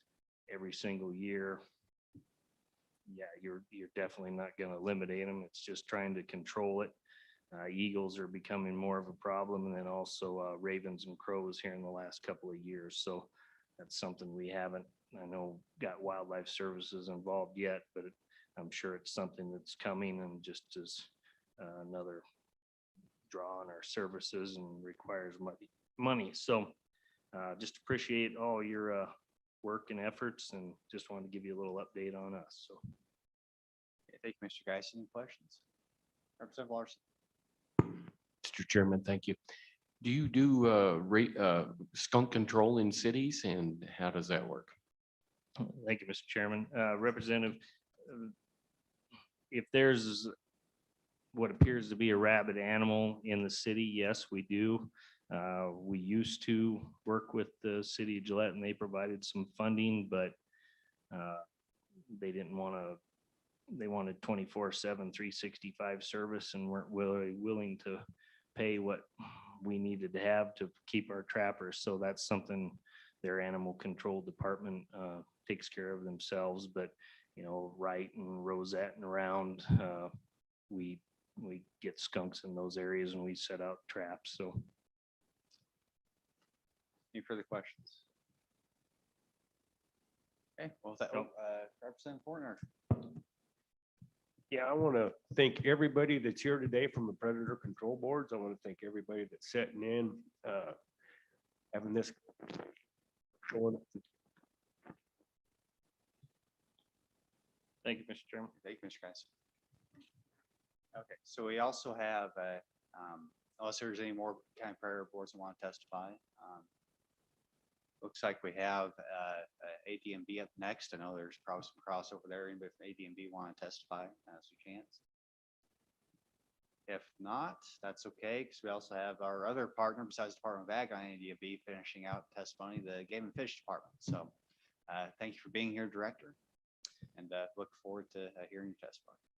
Thank you, Mr. Chairman, members of the committee. Brian Nesvik, Director of the Wyoming Game and Fish Department. I will start off by just talking a little bit about Director Miyamoto did a good job of providing a good history background and some overview of the ADMB. As he indicated, he and I are charged by statute with co-chairing that board. And there's certainly the allocations that he discussed with funds that are provided to the local predator management boards. In addition to that, the Wyoming Game and Fish Commission provides funds annually to deal with predator projects that deal directly with benefits to wildlife. Wyoming Game and Fish Commission provides $200,000 to that, and then there's also a small allocation from the ADMB. Usually it's just shy of $100,000 that on an annual basis that goes to that program, and those projects are considered separately. In fact, we'll be having that meeting June 10th, where proponents will bring their projects in and their ideas in and ask for funding from the board to conduct those projects. A lot of times there's a lot of overlap with wildlife and livestock on both work that the predator management districts do as well as the money that comes from the wildlife side of the ADMB. And so anyway, a lot of those projects look very similar. For example, we'll see several projects here in a couple weeks that will deal with coyote control in and around places where mule deer are fawning in that time of the year. A lot of those projects also seek to inform either local wildlife managers or local predator management districts on, seeking out answers to some of the questions we have about predator-prey relationships and some of those effects. We see varying effects around the state depending on the species, depending on anywhere from the water regime and whether it's a drouthy year or whether it's a good year. And so there's a lot of those projects that will focus on that kind of research as well and trying to learn more about how we can better address issues where there's predator impacts that are beyond beyond the objectives of either livestock producers or wildlife managers. The Game and Fish also engages in, I think most of you are aware, but I'll provide you a quick overview. By statute, the department is charged with compensating private property owners who lose either stored crops, growing crops, or livestock to trophy game or big game animals, and also game birds. All of those different categories of wildlife in our state are covered under the statute.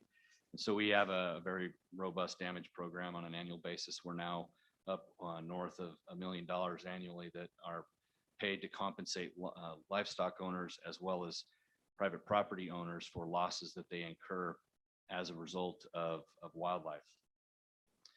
Specifically talking about, I've been keeping track here of some of the questions that have come up, and I thought I'd try to address some of those because some of them interrelate to some of the damage program that I just spoke of.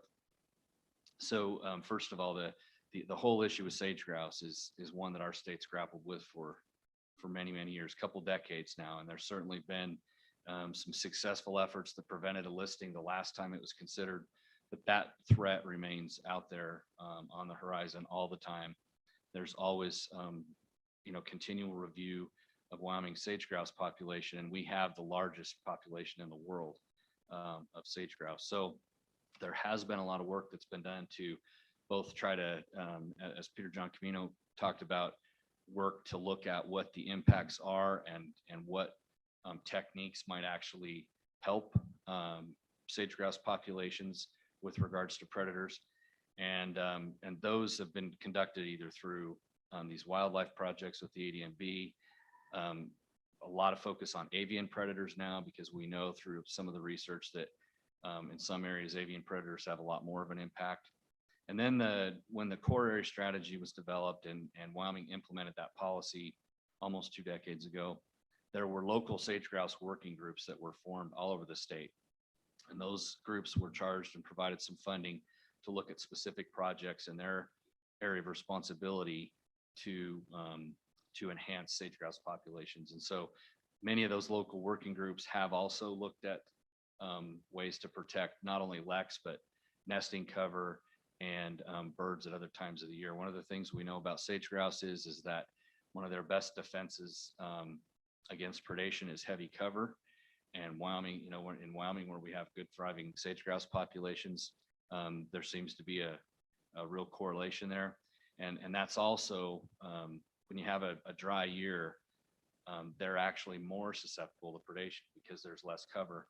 And the other thing it affects is that when those young sage grouse are first born, their first month of life, they depend heavily on bugs. I mean, basically, that's their diet is almost entirely protein and fat, and that's what enables them and sets a platform for them to become viable members of the population. And so that first month of life and being able to have cover and insects is really important for sage grouse. And a lot of the work is focused on that to this point, not only with regards to predation, but also with regards to habitat improvement and things that can be done to enhance those populations.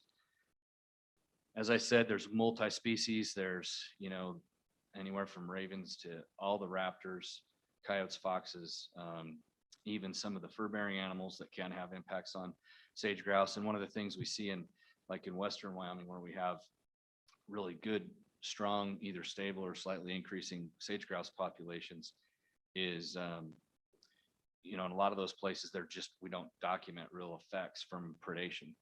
In places where it's dry or you have a varying habitat conditions over time, we see more impacts from predation and specifically from the avian predators.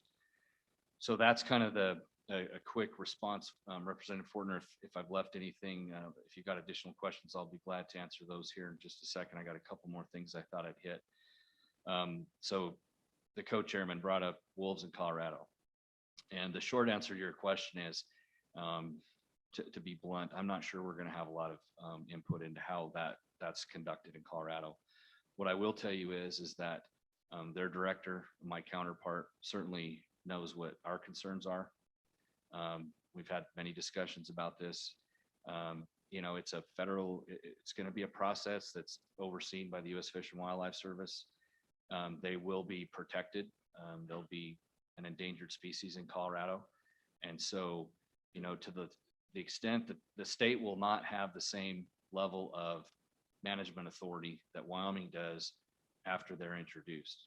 And so, the level that they can do wolf removal when they're causing problems with livestock, that has yet to be seen.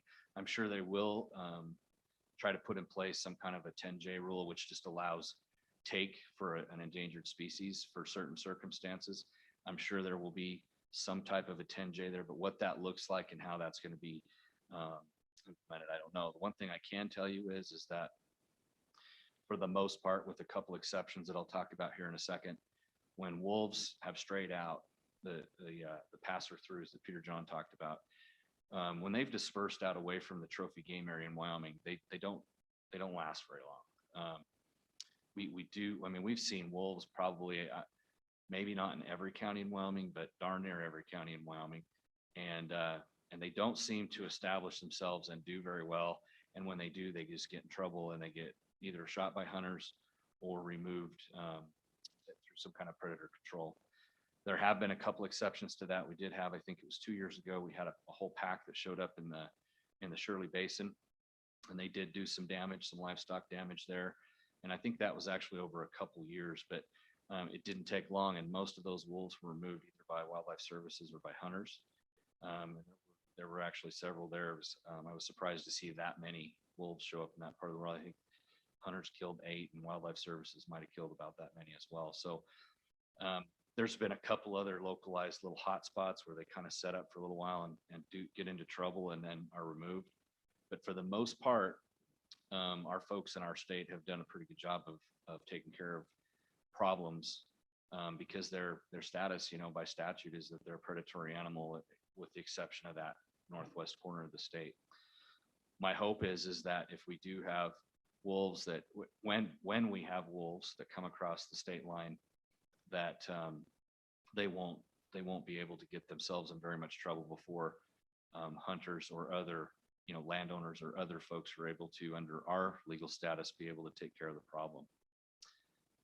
I'm optimistic about that because of what we've seen in the rest of the state, but I don't, in any way, I'm not trying to assert that there won't be some challenges. I'm sure there will be. The last thing is, with regards to the co-chairman's discussion on fur bearers. So a private landowner that is experiencing damage from a fur-bearing animal, so that would be a badger, that would be a beaver, bobcat, can take an offending animal that's doing damage to their private property. However, any other take, you have to have a fur bearer license, trapping license, basically, in order to take those. And there are seasons for fur-bearing animals, and they vary throughout the state. So it would be legal in the case where a badger, for example, was doing damage to property around an outbuilding or something, or a beaver that's damming up and causing problems with irrigation. But it wouldn't be legal to just, randomly go out and take a badger unless you're within the season and have a fur bearer license. With regards to night scopes, so the way that the law reads is that in Wyoming, you can take predatory animals on private land with artificial light with permission of the landowner. You can't take predatory animals with artificial light on public land. A night scope, most of them do not project a light. And so if they don't project an artificial light, they're legal to be used on predatory animals. And, you know, there's no shooting hours for coyotes. I mean, if you can see with the moonlight and see a coyote at 3 o'clock in the morning, you can take a coyote even on public land. You just can't use an artificial light. So the short answer to your question is in most cases, night scopes would be legal. Mr. Chairman, that's kind of what I had. There's been a good discussion here and a lot of overlap with all of our, all the information that we all have to offer. But I'd be glad to answer any other questions or address any other issues. Any questions, Committee Representative Fortner? Thanks for being here one more time. I guess my question is, I see one of the big headlines here about a month ago when Fish and Game did the wing count sage grouse. And there was a count. I think that it's come to take the sage grouse off the hunting program. No more hunting for sage grouse, get ahead of the listing of the protected species.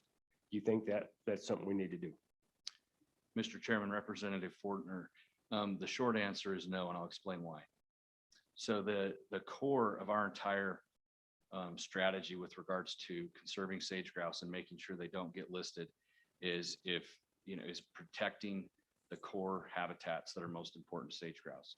And the underlying theory is that if the habitat is there, the birds will be there.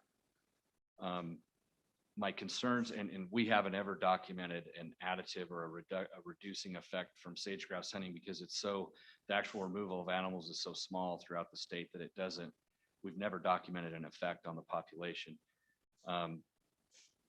The other thing I would say is that, there's another argument would be that what message do we send if we've come to a point where Wyoming is so concerned about its sage grouse population that we've gotten rid of hunting that's very tightly regulated. It's a short season, the limits are low. Does that send a counter message too that, gosh, we're in dire straits? Because we're not. We don't believe we're in dire straits with grouse. We believe we have healthy, viable populations. Those populations have throughout, as long as we've been keeping data on them, they cycle. They go up and down. We have really good years and we have lower, years with lower counts. But at the end of the day, I don't believe we're in a position where we need to stop hunting because I don't believe it'll have an effect.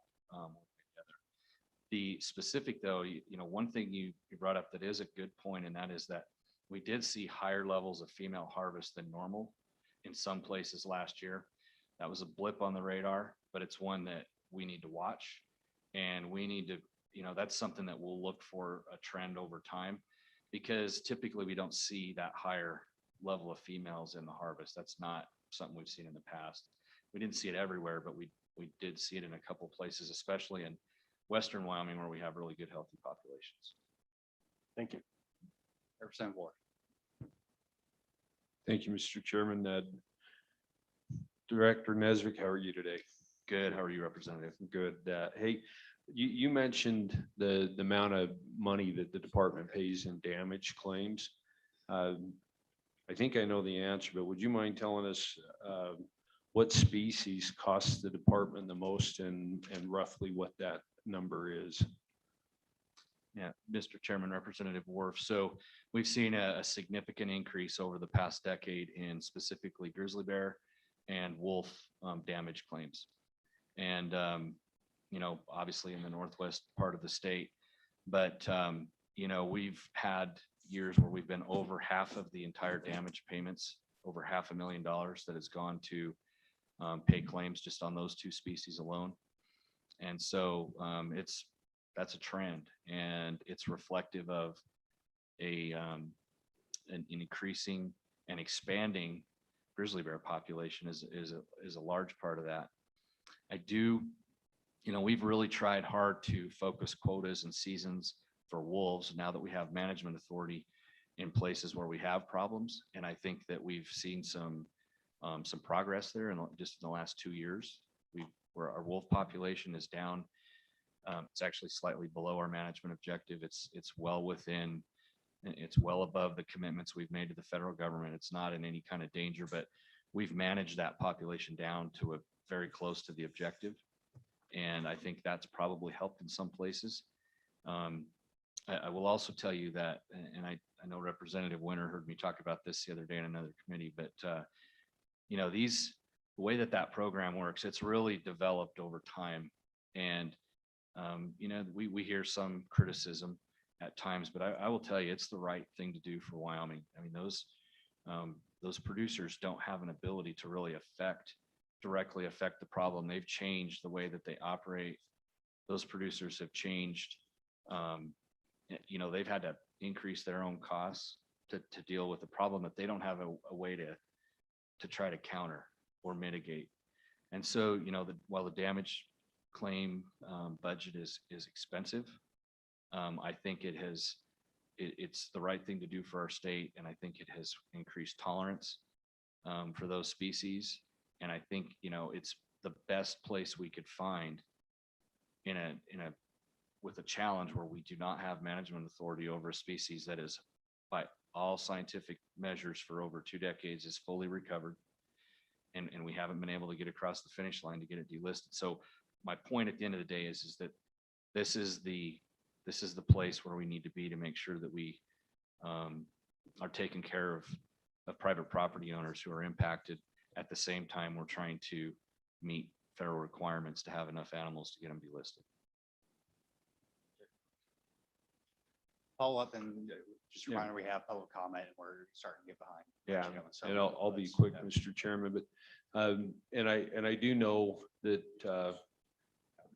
we have problems with the grizzly bear, and I guess that's one thing I would ask. I know this isn't the wildlife committee, but what can this committee do to help the Game and Fish Department so that we can address the problem that is a grizzly bear? Thank you, Mr. Director. Mr. Chairman, Representative Wharf, I wish I had a good answer for you. You know, we're at a point in time where the options that are available, you know, we have found paths forward, as you're well aware, and we believe strongly that the state should have management authority. Every time we've come, 2 different times now, that we've come to a point, I'm sorry, 3 different times that we've come to a point where we can move forward with state management, a court has saw differently. And so how you know, address these continual battles in court for non-biological issues is something I don't have a great answer to. Congressionally, there's certainly, our delegation has worked hard to come up with ideas to congressionally delist them. And we've worked trying to work through the administrative process to get them delisted that way. And so far those have failed. And so we're back at square one again. We've got to look at the past court opinion. We're going to look at basically all the options that are on the table and try to chart a path forward. I do know that the Travel, Recreation, Wildlife Committee did decide to write a letter, and we will be working with them to do that. That'll come from, I don't remember where we decided it's going to come from, but it'll either be from the committee or someone in state government to, again, go on the record with our concerns and what we think needs to be happen, or what we think needs to happen here. Thank you, Mr. Chairman. Director, in your estimation, what is with all the impacts on sage grouse, in your estimation, what is the primary adverse effect on the sage grouse? Could you give us some thoughts on that? Mr. Chairman, Representative Winter, you know, if you look very broadly across the entire state, the biggest impacts on sage grouse population are healthy, viable habitats. And at the end of the day, there's a lot of other factors that impact grouse, but them having those healthy habitats, especially in that first year of life, is extremely important. That, you know, when you look at our moisture regime over 2 or 3 decades, that has not favored sage grouse. There's been a lot of issues with drought years, and it just takes a couple of those to impact the bird. You know, secondly, there certainly is, just more human dominated landscapes. So all impacts, towns getting larger, roads, all the different impacts that humans have when they develop. Those things certainly they reduce the footprint or the amount of habitat that's available. And then certainly there definitely are places in the state where predation has an impact. So those would be the three that would come to mind for me. Well, thank you. I have another question. Please, very quickly, ladies and gentlemen, we're getting behind, so we have to stay Okay. focused on, we're talking about AD&B and fire management, so let's stay focused, and we can always ask the director questions, during the break too. So, but anyway, please proceed, Representative. Um, Predators is something that keeps coming up and it affects so many different resources. But as you're well aware that at one time we did quit hunting sage grouse. And lo and behold, as I remember, we started putting out coyote guns, and I'll be darned, those birds came back and we got to hunt them again. So is there any way that we can bring back the coyote guns or other devices like that to assist in predator management? Mr. Chairman, Representative Winter, I don't know what coyote guns are. Maybe I haven't been around long enough. What's coyote guns? Well, they're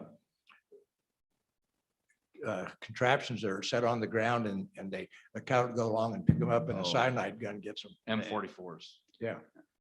So, the M44s aren't, and I don't know a lot about M44s because we obviously don't oversee that or anything, but my understanding is that's regulated federally. Tell me if I'm wrong. And so I don't have a good answer for you on bringing back M44s.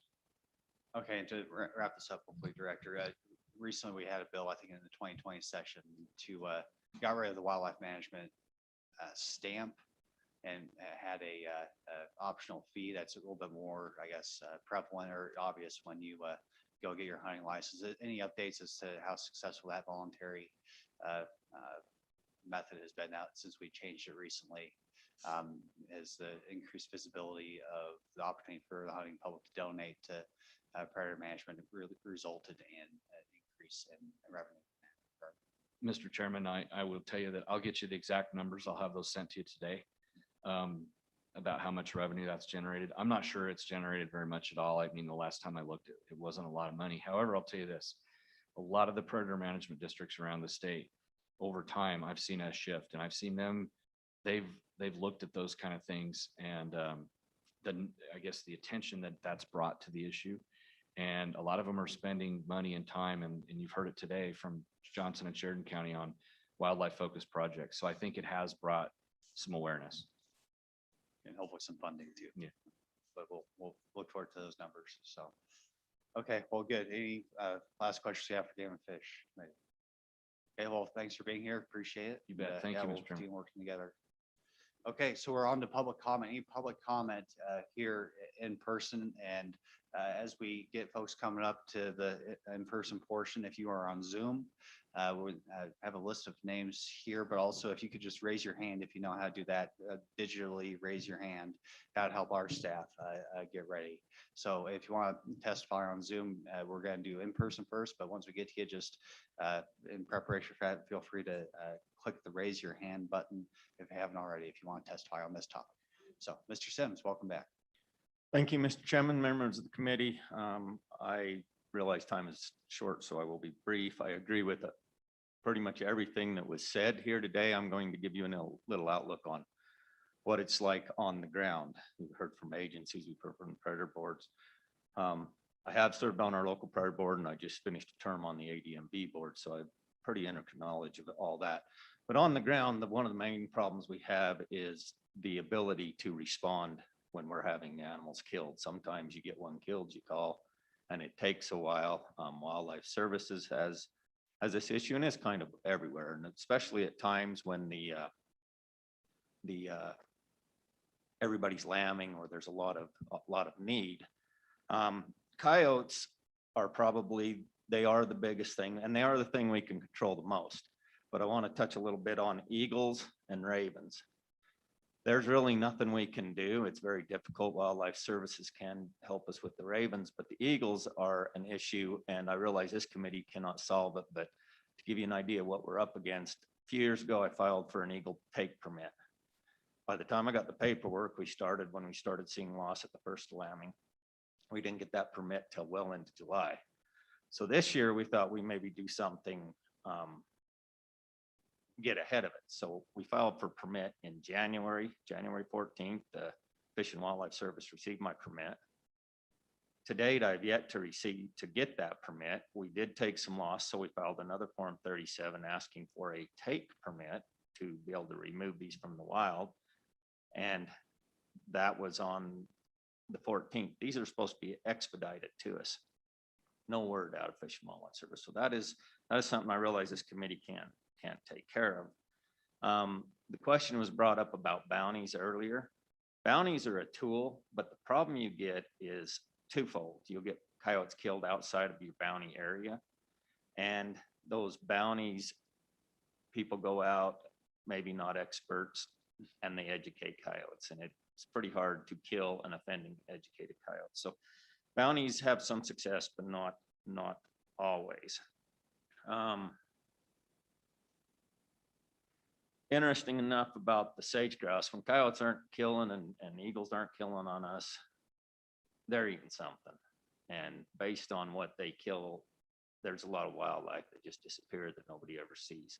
So while sage grouse need a good habitat, I feel that with the increase in predators, the eagles, ravens, fox, coyotes, those main predators on sage grouse are just, that is, in my opinion, being on the ground, the main reason we've had a decrease in the sage grouse.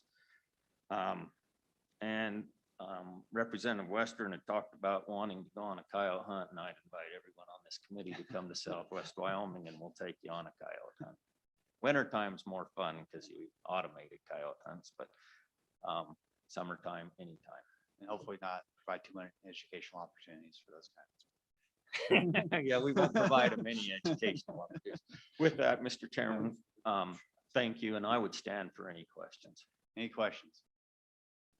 Thank you, Mr. Sims. Appreciate it. Any further in-person public comment? Okay, well, we have some on Zoom here. So it looks like we have Lisa Robertson will be up first. She has her hand up. So whenever you're ready, ma'am, the floor is yours. Hi there. Can you hear me okay? Yes, yes. Good, thank you. Good morning, Chairman Boner and Eklund and members of the committee. Thank you for the opportunity to share with you today. I'm Lisa Robertson, a 31-year resident of Wyoming, almost half of my life. My family moved to Wyoming for the wide open spaces and the wildlife viewing. Like most Americans, I value and appreciate wildlife. In the past, I've been a hunter and an angler. After listening to the comments today, the discussion today, I want to toss in that as a longtime pilot, I could not imagine using the privilege of flight to kill any wild animal from the air. While I feel blessed to live in Wyoming to see such abundance here, some in our states have shown an appalling sadism toward our wildlife that it requires your immediate attention. As you may know, because it's widespread on national social media, a few people in Wyoming are using their snowmobiles to run over coyotes and wolves in abhorrent acts of violence. Others engage in wildlife killing contests where killing for money, prizes, and bragging rights is their goal. Not only do these behaviors fail to comport with a fair chase hunting, it stains Wyoming's reputation. Furthermore, researchers have found a correlation between violence against animals, domestic abuse, and even criminal behavior. I think the legislature responded this year to some of this with the legalization of bestiality in the state. I applaud that decision.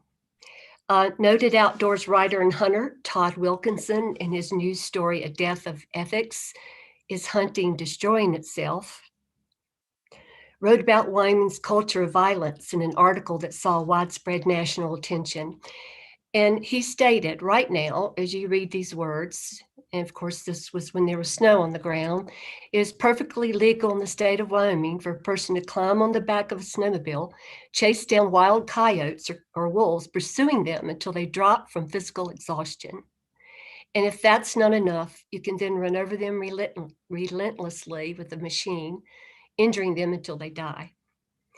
So on July 23rd, 2019, I attended a TRW committee meeting in Thermopolis, Wyoming, in regard to House Bill 288. It was a bill to restrict running over Wyoming wildlife with snowmobiles, introduced by our local representative.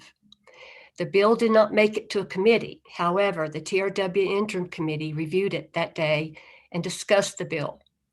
Senator Driscoll stated that it would be more appropriate for the Ag Committee and that it falls under the topic. Some of you may remember that meeting. We are following Senator Driscoll's advice by respectfully requesting that this committee explore the introduction of a bill during this interim period to outlaw these behaviors. A possible bill has been drafted, as well as 2 additional options for your consideration. If it would interest you, I would like to stand for questions and encourage you to consider this request. Thank you very much. Okay, committee, any questions for Ms. Robertson?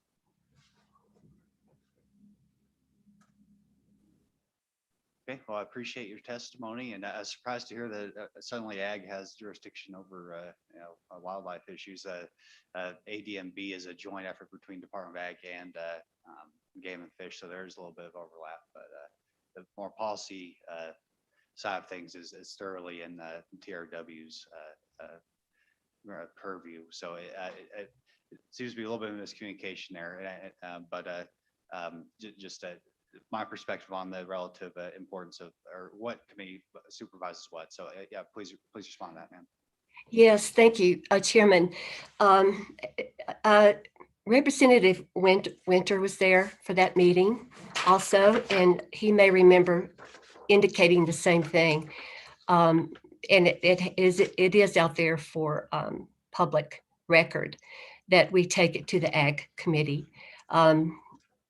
I think, and the TRW committee said the same thing. This should be in the Ag Committee, and now you might be saying this should be in the TRW committee.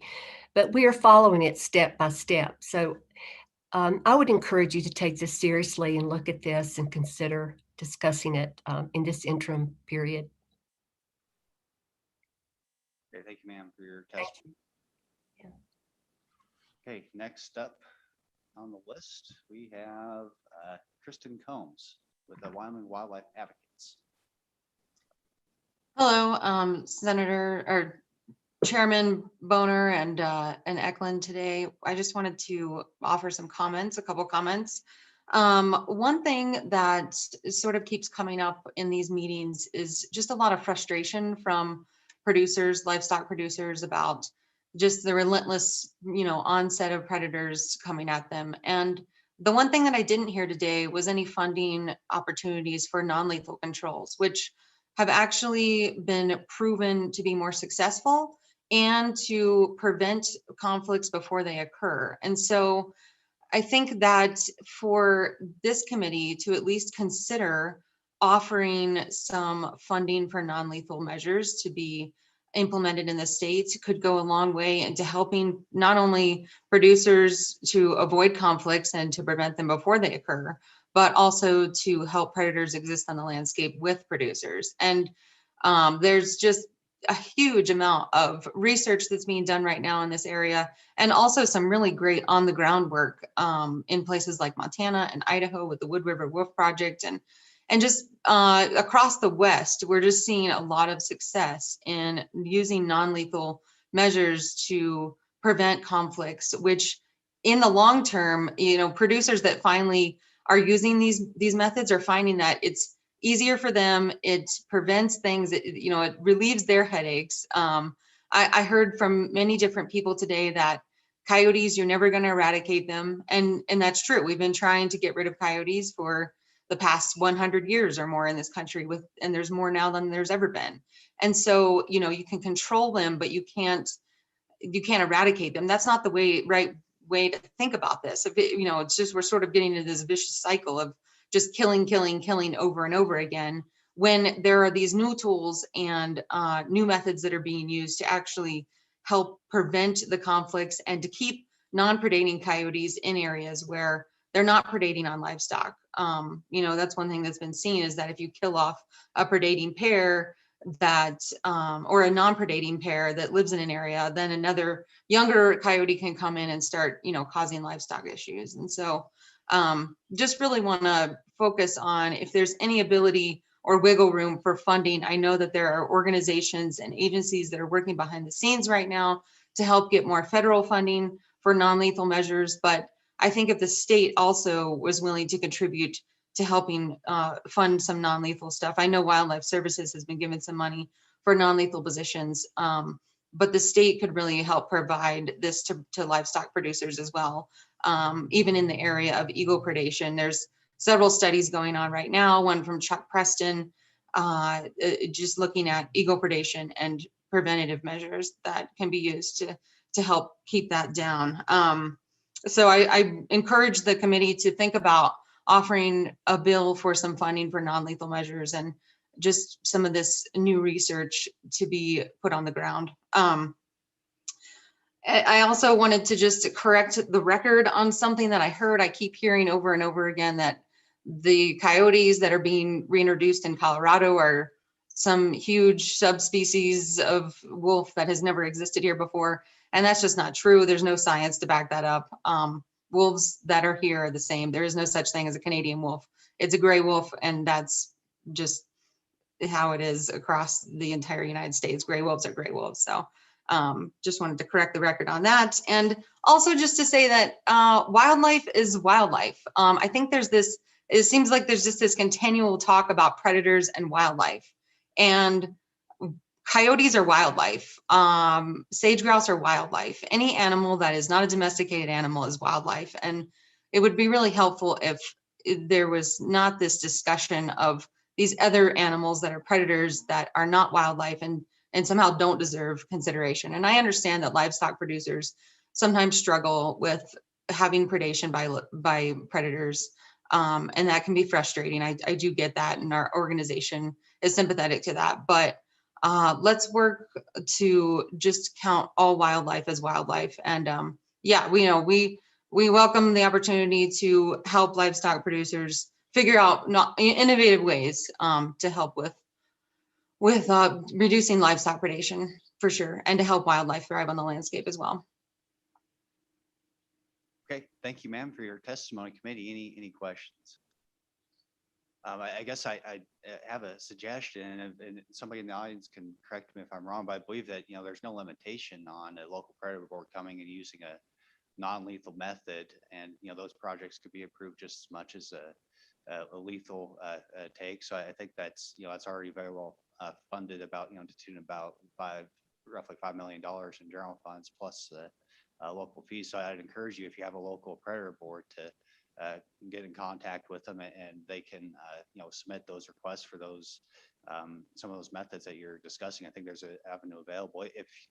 Unless you're in Teton County, I don't think they might be the only one without a predator board, in which case the first step would be to get a predator board in your county. But if you're anywhere else in the state, then that avenue is already available to you. And I certainly don't. Speak from my perspective, I wouldn't be offended here about a request for a non-lethal method if it's proven to be effective. So just to make sure that you understood that, that that's already a possibility under current statute. Great, thank you. Okay, any questions, mate? Okay, is there anybody else from Zoom? It looks like we do also have a Lauren Taylor potentially, if she's around digitally. You're welcome to testify, ma'am. Okay, never mind. Okay, so last chance for public comment. Going once, going twice. Public comment. Oh, Representative Larson. Mr. Chairman, I have a text from my county's Predator Control Board. And if I could read that. Oh, sure. Yeah, tell me, maybe. state It who the was name is. from up in Park County, Regan Smith and Shane Smith. They're not related, but I think they're listening and they would like me to read it. They just wanted to make sure that Park County is on the front line of the wolves and the split from trophy and predator zones, along with grizzlies, mountain lions, and coyotes are not only getting the sheep, but the cattlemen are losing their calves to the coyotes. And the big game herds are now moving into the farm ground because of the predator pressure. And they just wanted to make sure that funds hopefully will keep there, and they appreciate it. And let's try to keep our livestock business in going. And I think Senator French would have a comment maybe later, or could, to say that, yeah, he has a lot of wildlife on his place that are they're getting pushed down, I think. Senator French. Thank you, Mr. Chairman. Yeah, if you, I may. The goal is to protect, the goal of this committee, I see it, is to protect our ag industries. Now, and the two ladies that commented, I really disagree with their comments. If we have a viable ag industry, ranching, farming, whatever, then they love that land and they keep it open. Now, what happens when the predators cost them too much loss in their sheep herd or their cattle? And nobody's mentioned the above and beyond the death of cattle, the wolves and the grizzlies running those calves that are out there, and the weight loss and the weight they don't get to sell in the fall. What do? If they go broke, they more than likely will subdivide that ranch or that farm. And suddenly, instead of getting to see the wide open spaces, you get to see subdivisions. And, but yeah, the wildlife, as Representative Larson, when the wolves were introduced in Park County, first introduced in Park County in 95 or 94, it wasn't too long and they ran the elk out onto our farm. We never had elk out there, ever. And suddenly we had 400 head out there, and at times as high as 1,200. Well, that's a huge impact on me and my neighbors, and big losses to our hay fields, a number of things. So, we're here to protect the ag industry, and with a lot of issues with the ag industry, and they're one of our big major industries in this state, and we need to watch out for them because we see what's happened to coal and oil and the attack on those. Well, what are we going to have left if they polish those industries off? We're going to have ag and tourism. So I'm rambling, but thank you, Mr. Chairman. Yeah, well, thank you, Senator French. And to be clear, we're closed public comment now, I think, and we're on to maybe making general statements, but also, like to stay focused committee. If you have a bill draft, that's what we're here to do. You can always, of course, you're always free to state your opinions as well. Representative Ward. Yes, Mr. Chairman. It was mentioned that the Travel, Recreation, Wildlife, Cultural Resource Committee will be drafting a letter. I would like to make a motion that we coordinate with that committee, and that letter is actually a joint letter. I think we've proven what happens when the Department of Ag and the Game and Fish Department partner together, and I think it's only appropriate that the Ag Committee and the TRW Committee write a joint letter and send that to Congress and whomever it is that they decide to send that to, but I would make that as a formal motion. And Mr. thank you. And Chairman. just as a reminder for everybody, what was the purpose of the letter and what was the rough idea? And Representative Winter needs to help us. That'd be, I mean. Yeah, Representative Winters was at that, but I think Director Nesvik was one that mentioned it. He can perhaps add clarity to that. Mr. Chairman, Representative Worf, so, and fill in Representative Winter if I miss anything, but I think the intent of the letter is to notify the new administration of Wyoming's sincere desire and intent for us to be able to move forward with grizzly bear delisting. Am I correct, Representative Winter?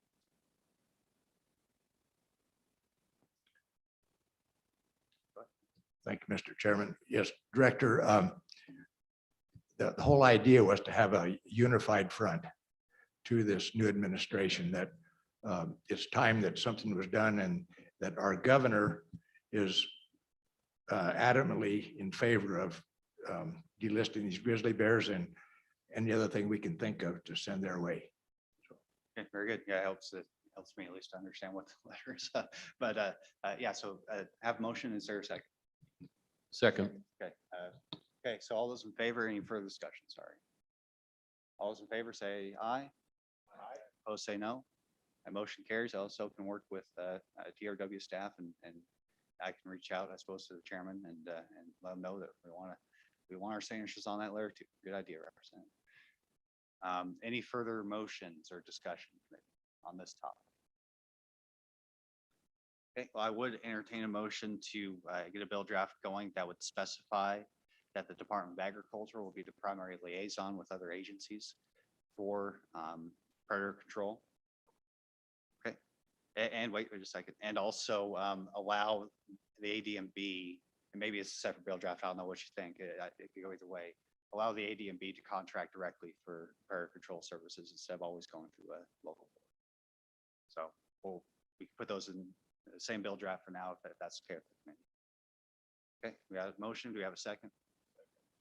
Okay, any discussion on that bill draft request? Okay, question being called. All those in favor say aye. Aye. Opposed say no. That motion carries. That takes care of item 10 on the agenda. So we have a 10-minute break. We'll come back at 11 o'clock. Committee members, announcement, if you want to fill out a lunch order form on the coffee table and take it to the cafe, your order will be ready at lunchtime. So there's that. So 10 minutes. See you soon. I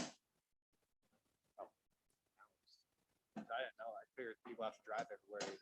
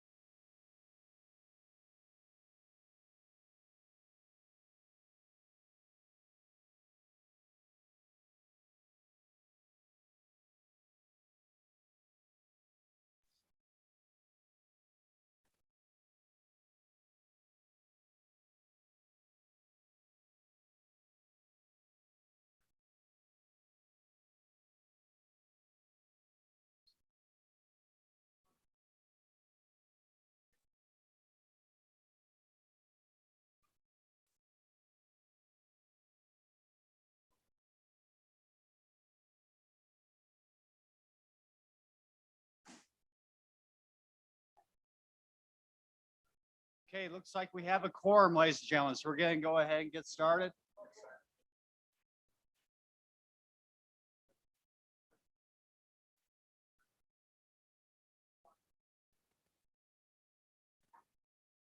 So first up, in this next topic, we have a trespass of wild, feral, and stray horses.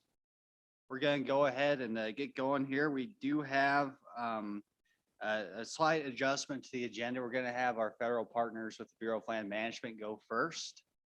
And so we're just gonna go ahead and get them up. They have a pretty good overview that makes it unnecessary for LSO to give an overview. And then we'll have the stock growers up right after that. So if we have them remotely, I'm assuming. And so if we can get them up on the TV screen, that'd be great. And look forward to the testimony.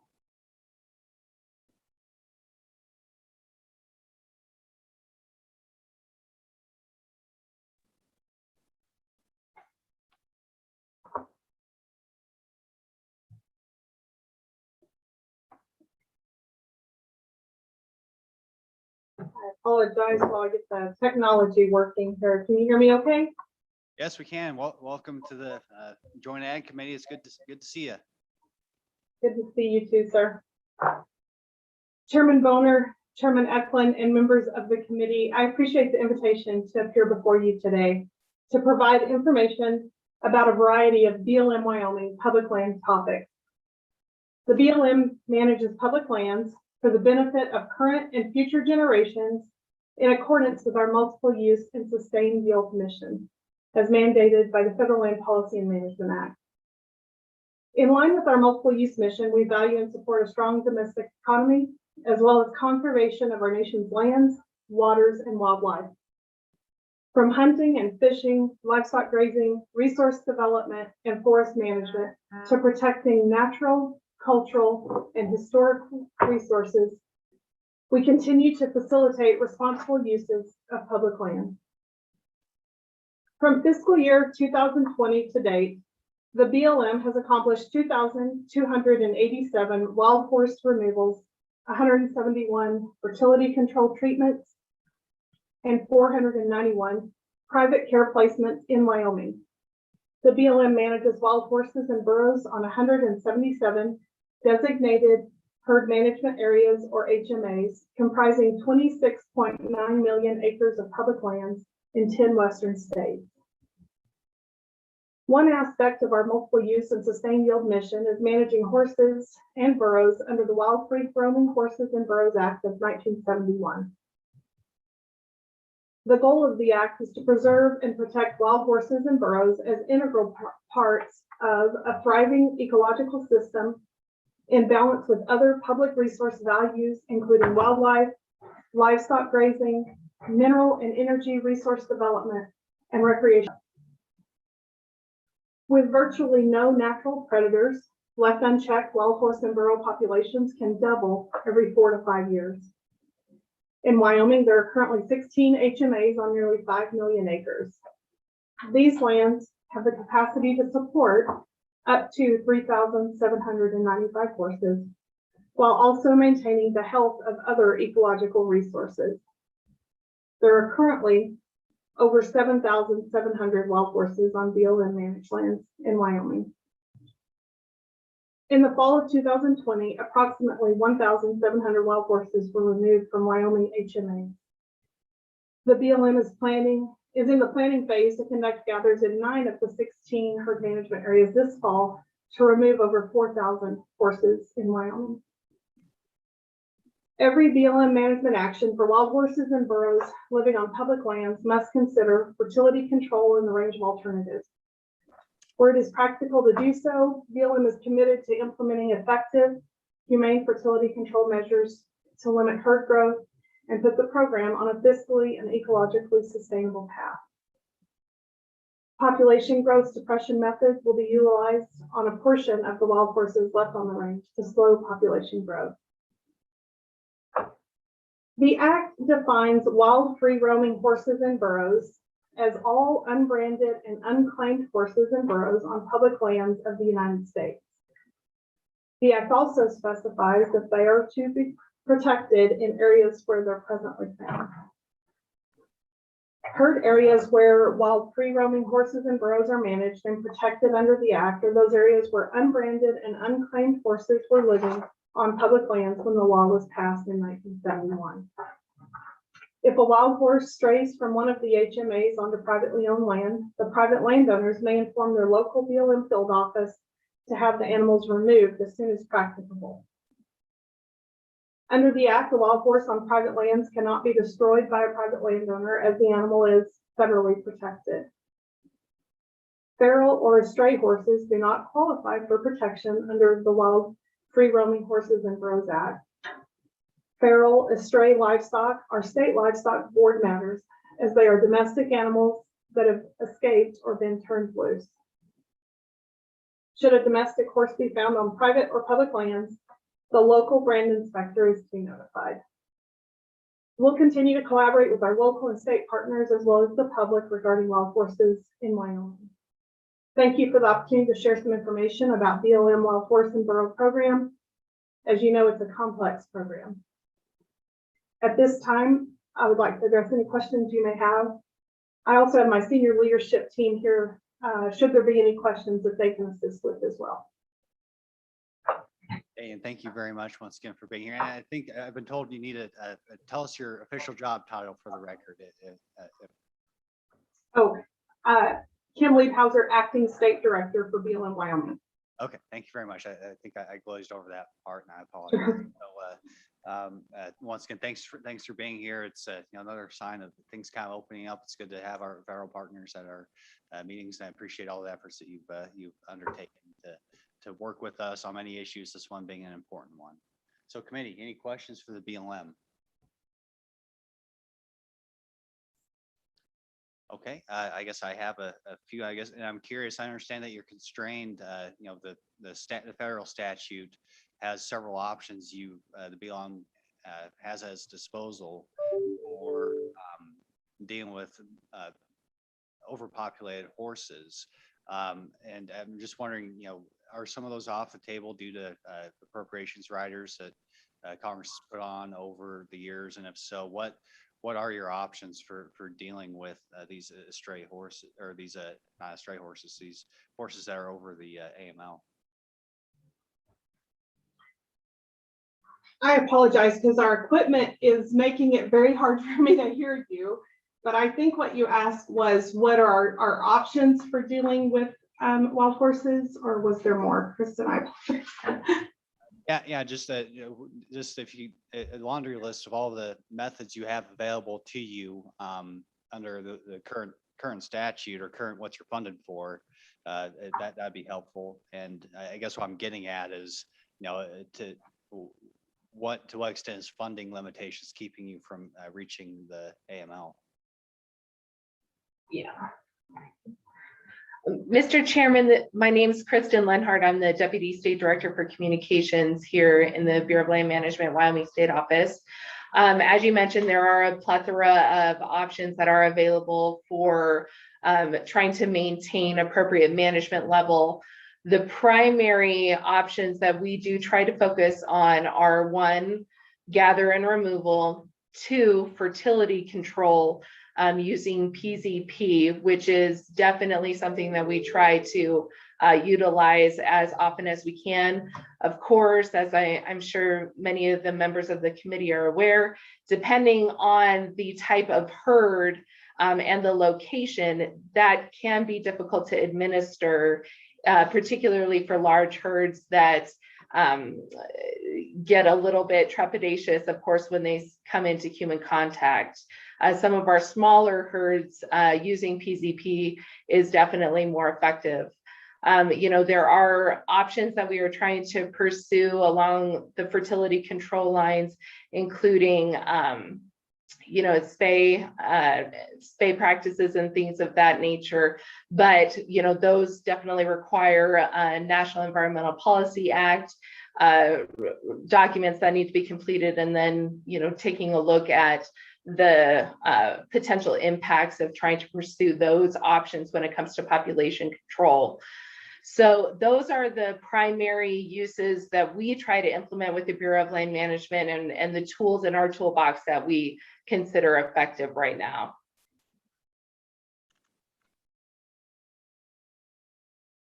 Okay, any further questions, committee? Representative Fortner. Thank you, Chairman. Would it be an option if we changed our fence out laws to fence in laws? I heard all that, wild horses into one area on the BLM and fence them in there and just, and then the BLM would be forced to deal with them? Would that be an option? Go ahead, acting director. I am really sorry. I did not hear that question again. Okay, so the question was, what would happen if we modified our fencing laws in the state and basically fenced in these horses to only BLM land? What would be the BLM's reaction to that possible policy decision? I'll jump in. Okay. Mr. Chairman, again, this is Kristen Lenhart. So fencing, that is definitely something that the committee in the state, if that is a road you choose to go down, we always try to take a look at all of our options in the Bureau of Land Management when it comes to managing wild horses. Some of the difficulties that we've seen with that as a potential option is potential impacts to wildlife or other uses to the land where you need more of continuity for migration and things of that nature. There also is, the matter of maintaining the fence, as well as sometimes, Wyoming is a wonderful state and it's got very diverse topography. And so sometimes that can be difficult in trying to build them and maintain a fence, knowing that there are some areas just inherently where our herd management areas are located. Oh, we lost your audio there. We are open to working with our partners on the issue to, as I mentioned before, utilize all the tools in the toolbox that can try to help us manage the population and ensure healthy horses on healthy rangelands. And just, I guess, I have a few follow-up questions based off my questions. Sorry to bounce around here. With the fertility controls you mentioned, were those temporary in nature or are they permanent? Just a little bit more information, because I wasn't familiar with the acronym that you were using. Yeah, so PZP, Mr. Chairman, is a fertility control drug. And so this is not a permanent fertility control solution. We are trying to take a look at more permanent fertility control options, but as I mentioned, those do require analysis, opportunity for public comment before we can utilize those. So we have been unable at this time to pursue the more permanent fertility control options, but it's definitely something that we are looking into. And follow up on the other element with the gather and remove option, was that something that if there were state funding available that the state of Wyoming could assist in to the extent funding is limited at your level? Mr. Chairman, this is Lori Armstrong. I'm the Deputy State Director for Resources and Policy. I do not know that answer, and I would have to inquire of our headquarters, but I would be more than happy to do that. Thanks, appreciate that. That might be a topic of discussion for us a little bit later. So committee, any further questions for the BLM? Okay, Representative Winter. Yes, thank you, Mr. Chairman. I'd like to address the BLM with the topic that is at hand here, and it talks about the trespass wild and feral horses. And my question is, what is it going to take for the BLM to do their duty as far as reducing horses on private and state lands? It just seems that every year we go through this and nothing gets done to any real effective measure. So can you give us some idea of what the BLM's ultimate goal is and when that might occur? Go ahead. Well, Mr. Chairman and Representative, I think, BLM's ultimate goal is to manage our herds at AML. We continue to plan for those gathers and look at fertility treatments in order to achieve that goal. As you know, it's a complex challenge. And so we're still committed to continuing on that path. Any further questions, committee? Okay, looks like there is none. Thank you for being with us here today on this topic. I believe we'll have you again after lunch, but certainly appreciate your time and being with us here today. Next up, we have the Wyoming Stock Growers Association. Mr.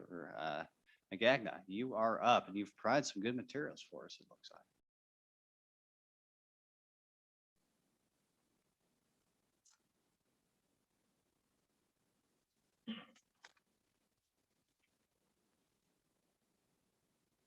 Thank you, Mr. Chairman. Again, Jim McGagn with the Wyoming Stock Growers Association. And I first want to express our appreciation to the acting state BLM director. She's worked very closely with us on this and other issues, and we value that relationship. And while the comments that I may make today sound like BLM is the target, it's not. In fact, I've often made the statement that of all the issues we deal with Bureau of Land Management, this is the one on which they most have our sympathy, because they've been put in a virtually impossible position by some of the actions of Congress with regards to the disposal of excess wild and free roaming horses. I earlier provided the committee members with some data with regards to Wyoming. I believe the acting director provided some numbers that might not be exactly the same as mine, but we're very close. And I took these from BLM, but just a matter of when they were gathered. But I think for our purposes here, that what's important is that there's an annual increase in these horse numbers. According to BLM's conservative figures, 20%. We believe it's more like 25 to 27%, but be that as it may, in either case, ever since Congress took the step, let me back up. The Wild Horse and Burro Act, since it passed in 1971, worked very well for a few years. Then Congress took the step under political pressures to preclude the sale of the horses that were gathered. And since then, it's just been an impossible situation. And BLM periodically does these gathers. Wyoming BLM has to compete with BLM in the other states for the dollars to do the gathers, as well as for space in the holding facilities and the private pastures that are provided for them. And so it never happens on the scale that Wyoming BLM or we would like to have. And as a result of that, as you'll see some of the numbers here, that based on BLM's own original data, the populations in Wyoming collectively should be from a low of 2,520 head to a high of 3,795. Their estimated population in 2020 was 8,706. And using their annual increase, not reducing for any gathers, we're over 10,000, and that just goes on and on. And for example, BLM's recently called for public comment, announced their intent to gather 3,500 horses over several horse management areas in southwestern Wyoming. If they could announce that gather and go complete that gather this year, that would put them down to the lower AML numbers. But the reality is that they have to go through the entire NEPA process, public comment periods, often litigation. And so the number they propose to gather in many instances does not get them down to the intended target, because the horses continue to multiply while those gathers are taking place. And along those lines, one of my thoughts has been that I've expressed to the BLM, instead of saying we're going to gather X number of horses, to say we're going to gather horses down to this lower AML, whatever number that takes, and then keep track of the time and that and make those adjustments, be that as it may. The reality is, from our perspective at Wyoming Stock Growers, there's little that we or you as the legislature can do about the process of gathering and disposal. That's really in the hands of Congress. Congress fails to take the actions that they need to take, and out here we're the victims of it. So I've tried to look at this issue more in terms of the impacts on private lands, on state lands. And private landowners in the state, in particular in the checkerboard areas along the Union Pacific Railroad, the largest private landowner and land lessee, the Rock Springs Grazing Association, has over the years brought at least 3 times litigation against the BLM to get horse numbers reduced. And for a long time, we're under an agreement, a consent decree, that the private landowners agreed to accept horses on their private land so long as they were maintained within those parameters of the low and high AML. Finally, in frustration in recent years, the Rock Springs Grazing Association has said, we can no longer deal with that. We want them all removed off of our private lands, with one small exception. Well, that hasn't happened either, because the BLM hasn't had the ability to accomplish that. So in terms of what we might look at here today, the one thing that I want to put before you is that I did, and it's a rough estimate of the acreage of state trust lands that are within the horse management areas. And I came up with 240 sections of land, or 153,600 acres. That state trust lands are to be managed to derive revenue for the beneficiaries that are being grazed by wild horses, because often water developments have been made on the state trust lands because that's more convenient for grazing permittee than on BLM lands. Horses tend to gather more on a lot of those sections. Not only are they consuming forage, but in some cases they're doing some virtually permanent damage to those lands. And that's inconsistent with what, as we talked about earlier this morning and even yesterday with the State Land Office, the objective is with the management of state lands. So given that, not because it's going to be the answer to excess horses, but because I think it's a way for Wyoming to emphasize that we're paying a price here. I've been approached recently in the last year or two by some grazing lessees on state trust lands within these HMAs who are saying, we need to go to the Board of Land Commissioners and get them to provide a process whereby the number of AUMs in my grazing lease can be reduced temporarily, because I'm not getting that forage. I'm paying for it, and the wild horses are consuming it. So there's an issue there, and I'm not suggesting we don't go down that avenue, but what I am as an option recommending to you today, that with some legislation, you would direct the State Land Office to determine, to the best of their ability, the number of animal units of grazing that are being provided to wild horses within these HMAs. And for purposes of that, it's generally accepted with most of the research that I've seen, and I did provide a research paper to you there, that a horse is the equivalent of 1.5. An AUM is 1 cow for a month. A horse is 1.5 AUMs because of the amount of forage that they consume. So on that basis, to calculate the amount of forage on state trust lands that's being consumed by wild horses within these HMAs, and using the same formula that's used for grazing fees for livestock, that the State Land Office would submit a bill to the BLM for that amount of forage. And I'm suggesting that for purpose of this, that for horse numbers that are within the AMLs, it would be based on that. When horse numbers exceed the AML, that the fee requested would be 3 times the normal fee, because they haven't lived up to their own agreements. And I realize that this puts a burden on the agency. I'm not sure how BLM would react to that, whether they would have the legal ability to make those payments. But I think that it would be a way for the state to emphasize that there is an impact here on state trust lands that were given to the state to be managed strictly at their discretion for the interests of those beneficiaries, that should be acknowledged and should be compensated for in a monetary sense. I did have, and provided you, I apologize, it was late just yesterday, with an extensive legal research paper that was done by a legal intern that's working with me this summer on what other states are doing, among other things, with this. And different states have tried different approaches. In reviewing that, I didn't find any one that seems to be the the magical thing here. I think New Mexico went in some directions that probably can't be constitutionally justified. Some of the others have tried some other things. Oregon did take a step of some specific legislation that enabled them to file a writ of mandamus compelling the BLM to remove the excess horses. I've not been able to determine how the BLM has responded to that. That could also be a part of a piece of legislation, perhaps. And I would defer to probably to our Attorney General as to whether they would see value in including something like that.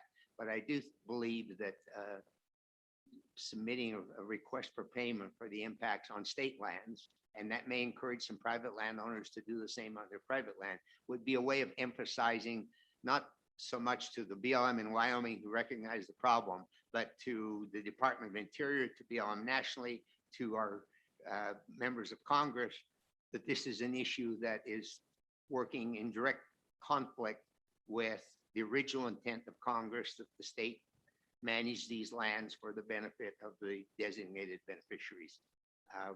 With that, Mr. Chairman, in the interest of time, I'd be happy to address any questions on this. There's a lot of other material there that I believe could be helpful if you decide to move forward with this issue. Any questions for the stock growers? Representative Heiner. Thank you, Mr. Chairman. Mr. Magagna, thank you for being here. In the state of Wyoming, most of the wildlife is managed by the state and actually owned by the state. Why is it that wild horses are managed by the BLM instead of by the state as a property of the state? Mr. Chairman, Representative Heiner, I think a little bit of history maybe plays into that I would take just a moment on. With a couple of exceptions like the Pryor Mountain herd, which we can spend more time on, but most of the wild horses in Wyoming, frankly, are the result of herds of horses that ranchers used to operate out across all lands before there was even a BLM in many cases. Originally, they ran those herds, gathered horses trained for the ranch use, as well as gathered horses and sold to the military. World War I, when the military used a lot of horses. Over time, as the demand for those horses declined, they were just kind of left out there. And there were gathers that took place, privately funded gathers. I can recall actually being involved in some of those to gather those excess horses and remove them over time. But they were never, the horses were never deemed to be property of the state because they were privately put there. In fact, when the Wild Horse and Burro Act passed in 1971, there was a grace period of a couple of years during which any private entity could claim horses and gather them. I happen to know one individual rancher in Western Wyoming who took advantage of that, gathered about 400 or 500 horses, sold those, made some money off of them. And we all wondered why he was bothering to do it. We now all look back and think he was the only smart one because he did do it and dispose of those. I think that's why they're not deemed. And then the Wild Horse and Burro Act passed and claimed those because they were not a natural wildlife that'd been part of the environment. Follow up and just getting some feedback from folks listening online. Make sure everybody speaks into their microphone, and it might be a little loud coming out of the speaker, but it's necessary to make sure folks online hear us, and that includes our presenters too. Thank you, Mr. Chairman. Mr. Magagna, you mentioned that a wild horse is equivalent to 1.5 AUM. Also, there are other animals that are grazing on private lands. Specifically, my question is about elk. How much of an AUM is an elk burdened upon the grazing? Mr. Chairman, Representative Heiner, first, allow me to correct myself. 1.25 is the number that I'm suggesting, not 1.5. There are elk grazing on private land, certainly, and I will defer to someone else, perhaps Game and Fish, as to the exact conversion ratio of elk to cattle, say.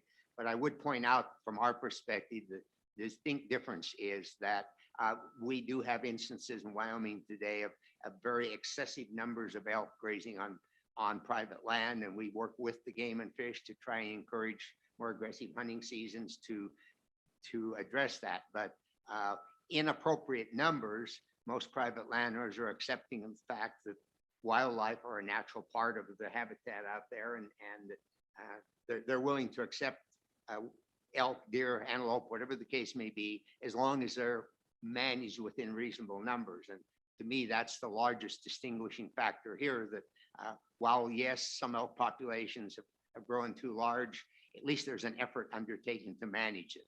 And Game and Fish has the authorities they need to do it. In the case of wild horses, the effort is there, but the BLM is lacking the necessary authority and resources to complete those gathers. We worked along with others just 2 years ago to get an extra $20 million added to the BLM's wild horse budget at the national level, which is currently approaching $100 million a year. The problem with that is, and I'm looking back 2 years ago, I believe, when it was 80 million, about 65 to 70% of that 80 million was being necessarily expended on taking care of horses in holding facilities and on private pasture, which left relatively very small amount of money in terms of the need for gathering horses out on the public lands. Any further questions, Representative Western? Just as an avid hunter, I would be more than happy to go on those private lands and try to hunt after those elk, but just a suggestion. Okay, any useful comments and questions? Yeah. Is there any possibility on private and state lands where these horses are causing a great deal of impact for the private landowners to go through a NEPA process, gather the horses and do the job that should be done by the BLM? There's not going, the cost benefit will be to get them off of the range and allow the people with a valid grazing right to use that grass. Can that be done, or would it be, has it been done? Mr. Chairman, Mr. Co-Chairman, I'm not going to say it couldn't be done. I'm not sure how the agency would respond to a private request to do a gather on private lands. The problem that I see is that because of the congressional constraint, no matter who gathers those horses, they're still the property of the federal government and they can't be sold. So even if I were authorized to gather them off of my private land, I would have to turn the horses over to the BLM and they would have to have a place to put them. And that's been the challenge. Incidentally, and just to make you aware, there's a new wild horse holding facility. Mr. Co-Chairman, you're probably aware of that because it's in your corner of the state, that is going to be dedicated Friday of next week. And I forget the numbers there, what it will hold. It's a significant number, and that's been one of BLM's responses in the last year or so, is to go out and secure more places to hold these horses, which I commend them for. But every one of those places they secure is another huge long-term investment of dollars for the life of those horses. Any further questions, committee? Okay, I had a couple, but the first one is the proposal to charge or send the feds bill basically based off the damages cost of state trust land. As I may have missed it, and I apologize if I did, but what's the justification for using a 3 times the state grazing lease rate and calculating the bill? Mr. Chairman, I don't know that there's a specific justification for that number. That was somewhat arbitrary. But if I'm authorized to graze livestock on public lands and I graze more than I'm entitled to, I'm in trespass, and there's a trespass fee. So if we're saying we're willing to accept the numbers within the AMLs, the upper and lower levels on state trust lands by paying a normal grazing fee, then we're basically saying if you keep more horses out there than what's within those AMLs, you have trespassing horses, and there should be a trespass fee associated with it. That's one approach to that. Very good. Thank you. I appreciate that. And my second one is, since I've never went to law school, what is a writ of mandamus and what's its significance, and how, just a little bit more detail onto that potential option following the Oregon model? Mr. Chairman, that would just be, and I'm sure there's people more expert than I in here, but that basically is an order that would be issued by a court, typically in this case would be the Wyoming Supreme Court, or perhaps could be a district court, that compels a party to take a certain action. So it would be the state agency, in this case, would submit a bill to the BLM. If you had that component in there potentially, if the BLM didn't pay the bill, the state could go to the state Supreme Court or district court, who would issue a writ of mandamus, which would compel the federal government to respond. They can still go to court and federal court and make their arguments about the constitutionality of that, but it would just add one more bit of focus and emphasis to the need that they need to be responsive for the forage and damage being caused by feral horses. Well, that makes, I mean, at some point you have to have an entry into the legal system, and unless, of course, if that, our federal partners find a way to pay for that bill, but it seems like they're spending a lot already just holding those horses and facilities throughout the United States. So any further questions, committee? Okay, well, thank you for your diligence on this topic, Mr. Gagnon. We'll be certainly be in touch with you as we move forward. Thank you, Mr. Chairman. Okay, next up, we have Mr. Arthur Lawson he's the director of the Shoshone and Arapaho Fish and Game. I know the tendency, at least for me, is to think of, the problems we have in places like Sweetwater County, but I understand that there's some challenges on the Wind River Reservation as well. So looking forward to hearing from Mr. Lawson over Zoom, I assume. Good morning, everybody. I'm Director Arthur Lawson of the Wind River Indian Reservation for the Tribal Fish and Game. I'm also the acting livestock officer on the Wind River Reservation. We work hand in hand with U.S. Fish and Wildlife. We use them as our biologists, Pat Nelica and Mike Major. Pat will be joining me. He has a lot of more information, data, and pictures to show that what the damages are doing, the horses are doing to the reservation. On the reservation, we have about 2 million acres, and right now we're probably looking at 18,000 feral horses running around wild on the reservation. And they do a lot of damage, and they're destroying the fences, and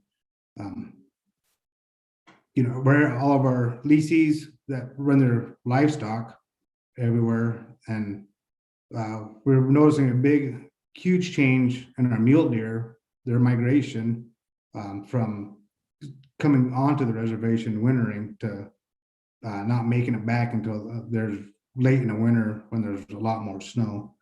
But I'd like to have Pat join on now and kind of go over, some of the data and the pictures that the damages that the horses are actually doing on the reservation.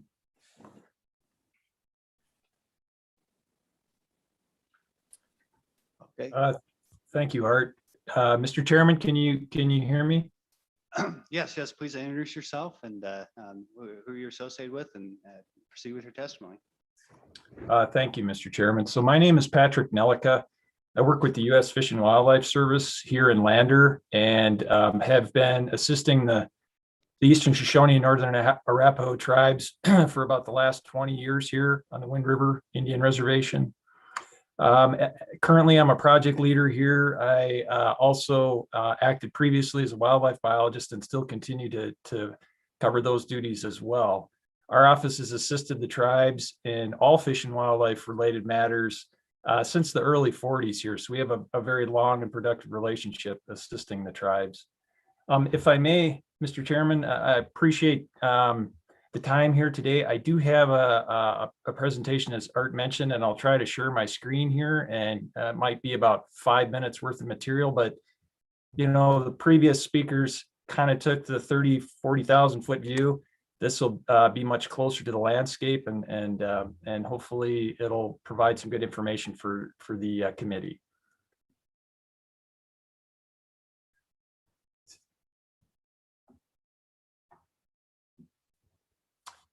And Mr. Chairman, if you'd let me know if you're able to see that. We can, thank you. Okay, great. So just to orient everyone, the image that you see here in front of you is the exterior boundaries of the reservation. Lander is here, Riverton, Thermopolis, Dubois, and so on. The reservation, as Art mentioned, is over 2 million acres in size. It's an amazing landscape, provides tremendous habitat for a plethora of fish and wildlife in abundance. And of course, one of the issues is there's a significant number of feral horses on the reservation that are impacting those habitats that sustain those tremendous fish and wildlife populations. Areas where horse density is the highest is in this northwest corner, in the Crow Creek country, Muddy Creek country, in the Owl Creeks, and then down here on the Wind River side around Fort Washakie and Ethity and along the foothills of the Wind River Range. The next series of images that you'll see, I'm drilling down to this area right here around Washakie Reservoir, where we have some winter range for bighorn sheep and mule deer. And I'll continue with that. And you can see this Washakie Reservoir is just over the hill here. This is an image that shows what we call Washakie Rim and the South Fork of the Little Wind River Canyon right here. Off in the distance, you can see some dots. Those are actually some horses. There's about 100 in this image. There's several hundred that use that area. There's also a small bighorn sheep herd called the Temple Peak Sheep Herd. It's roughly 50 to 70 bighorn sheep in number. It's not doing well because it is so small and there are threats like feral horses and so on. And if you drill into the image a little closer, sure enough, you can see there's about 10 bighorn sheep kind of in a sea of horses here. And as was mentioned earlier, bighorn sheep, for every one horse, that equates to 10 to 12 bighorn sheep in terms of forage consumption. And scrolling down for folks on the committee, producers, et cetera, you're, I'm sure, very familiar with forage production and the use of exclosures to see what kind of forage use is occurring out there.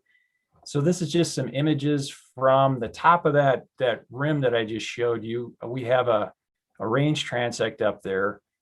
This image just shows, so this area right here shows where we had this small enclosed cage that prevented grazers from occupying or from consuming that forage during the growing season, during the summer.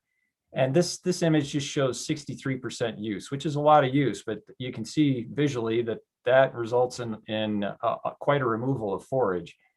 Most of that forage removal is from horses.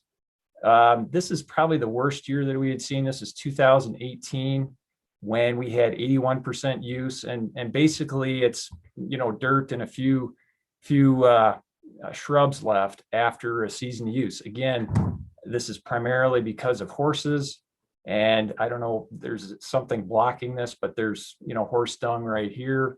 So again, just to give you some examples of the direct competition that's occurring from horses to bighorn sheep. This is down below the canyon, or below the rim rather, down in the canyon. And again, you can see there's quite a bit of feral horse use. There's trailing, large stud piles, and so on. You'll also notice that there's a lot of cheatgrass here. This area burned about 20 years ago, which of course enhances cheatgrass as well. But as we all know, horses are really hard on the soil. They compact the soil. They cause the soil to dry out because water is less able to penetrate into the soil. There's less soil or water available for forage production. And so basically horse use, overuse, results in a drying out of the landscape and a reduction in the amount of plants and the diversity of plants and so on, all things we were all familiar with. Again, just some more imagery from that canyon.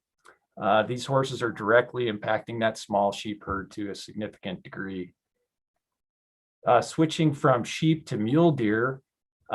So these images, and it may be a little hard to see, but this is Washakie Reservoir, where those images were just taken from, the previous ones we saw. These points are just mule deer GPS locations from adult mule deer does that we had collared beginning in 2018.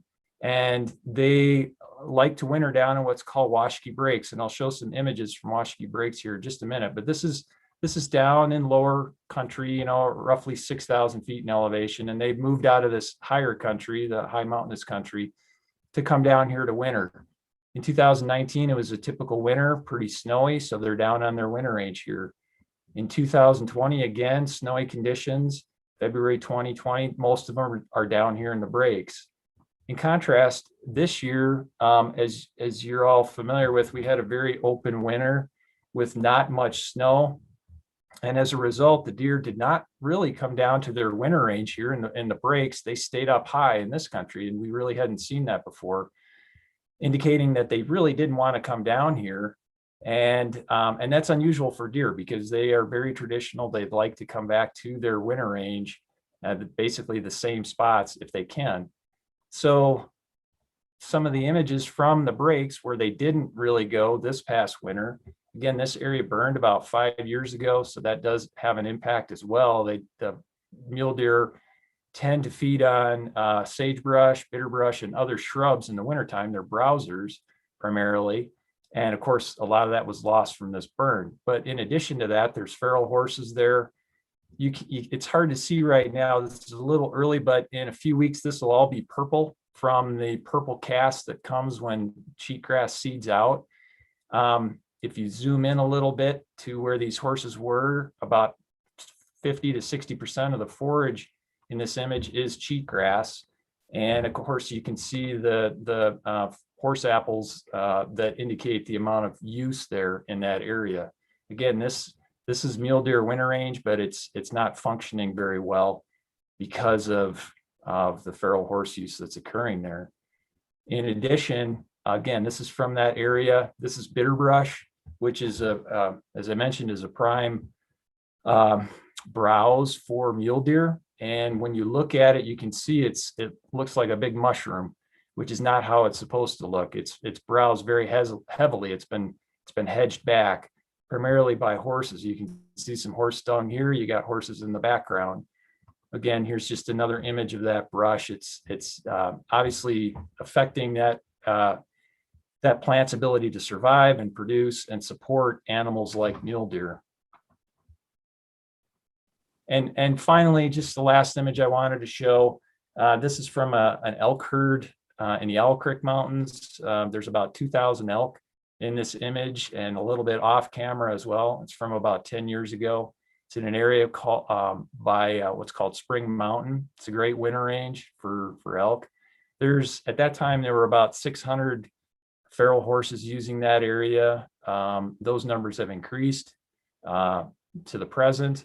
And of course, horses are there year round. Elk are only there during the winter. And horses obviously are affecting the range during its production when that grass is growing. What I've noticed over the years is that these elk are not using this area as much. They're using areas off the reservation to the north on BLM and private land. And I think it's because of the abundance of feral horses that are occurring in this area. So with that, Mr. Chairman, again, I really appreciate your time. I hope this was informative and gave you a closer view of what's happening on the ground here on Wind River. Okay, yes, thank you for that presentation and information. We're glad to have both of you here today. Any questions, committee? Representative Fortner. Thank you, Chairman. Back when they settled these reservations, didn't the Native Americans get all the wildlife that's on the reservations? Don't they control that themselves? And if they do, maybe that's be a good way for them to create extra revenue is funnel these wild horses through the reservation and make agreement with the reservation to take care of that for us. Thank you. Okay, whoever wants to take that one, feel free to answer.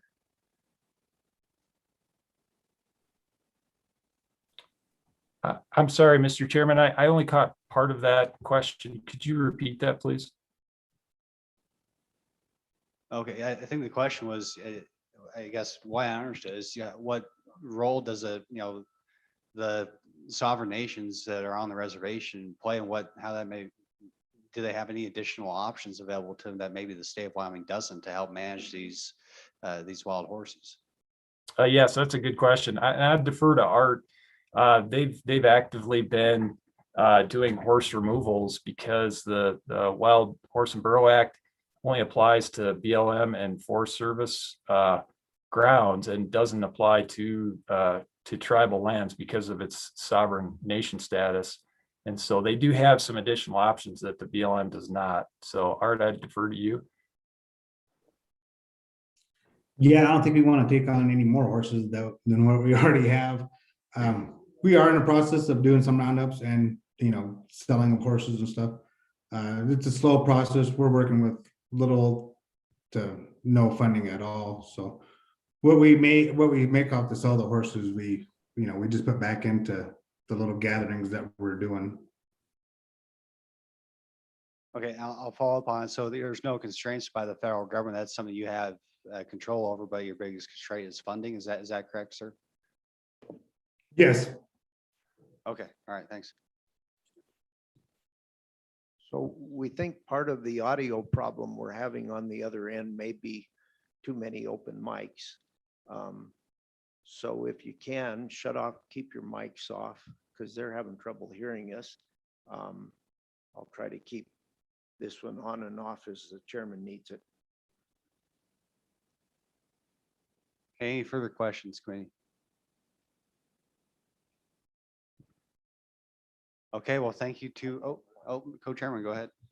Okay, so if we were to set up a bill to legislation to send a bill to the federal government, we would not be able to do it on behalf of the reservation because it is federal land.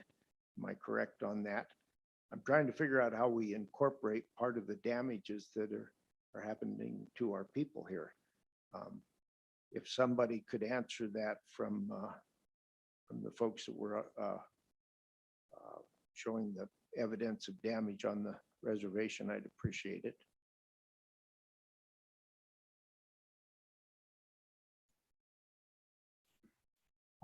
Mr. Chairman, this is Pat.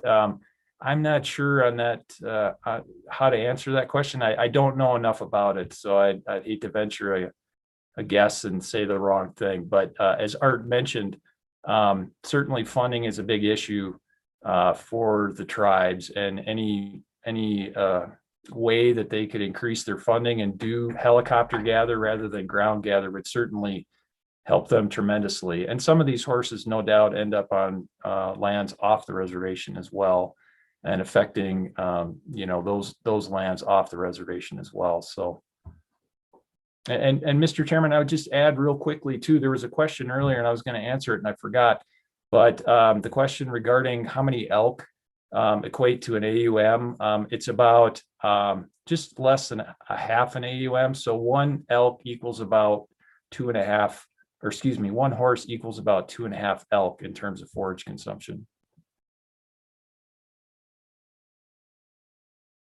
Awesome. Thank you, Mr. Chairman. And this could be for either one of these gentlemen, but what agency or tribal government is in charge of removal of these horses?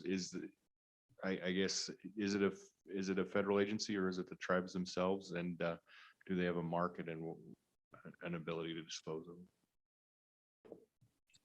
It's both. It's tribal fishing game. We're a joint program between both tribes. And we're also working underneath the Bureau of Indian Affairs, BIA. We kind of work hand in hand, kind of like we work hand in hand with U.S. Fish and Wildlife. The market is not very good. We're trying to send them to wherever we can, whoever will take them.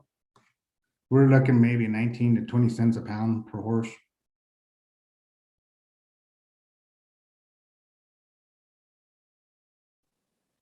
Okay, thank you. That's very helpful. Any further questions, committee? Okay, thank you, gentlemen, for being with us. We'll be in touch. Thank you for having us. Thank you, Mr. Chairman, and the rest of the committee. Sure appreciate it. Thanks. And so next up, we have Wyoming Livestock Board.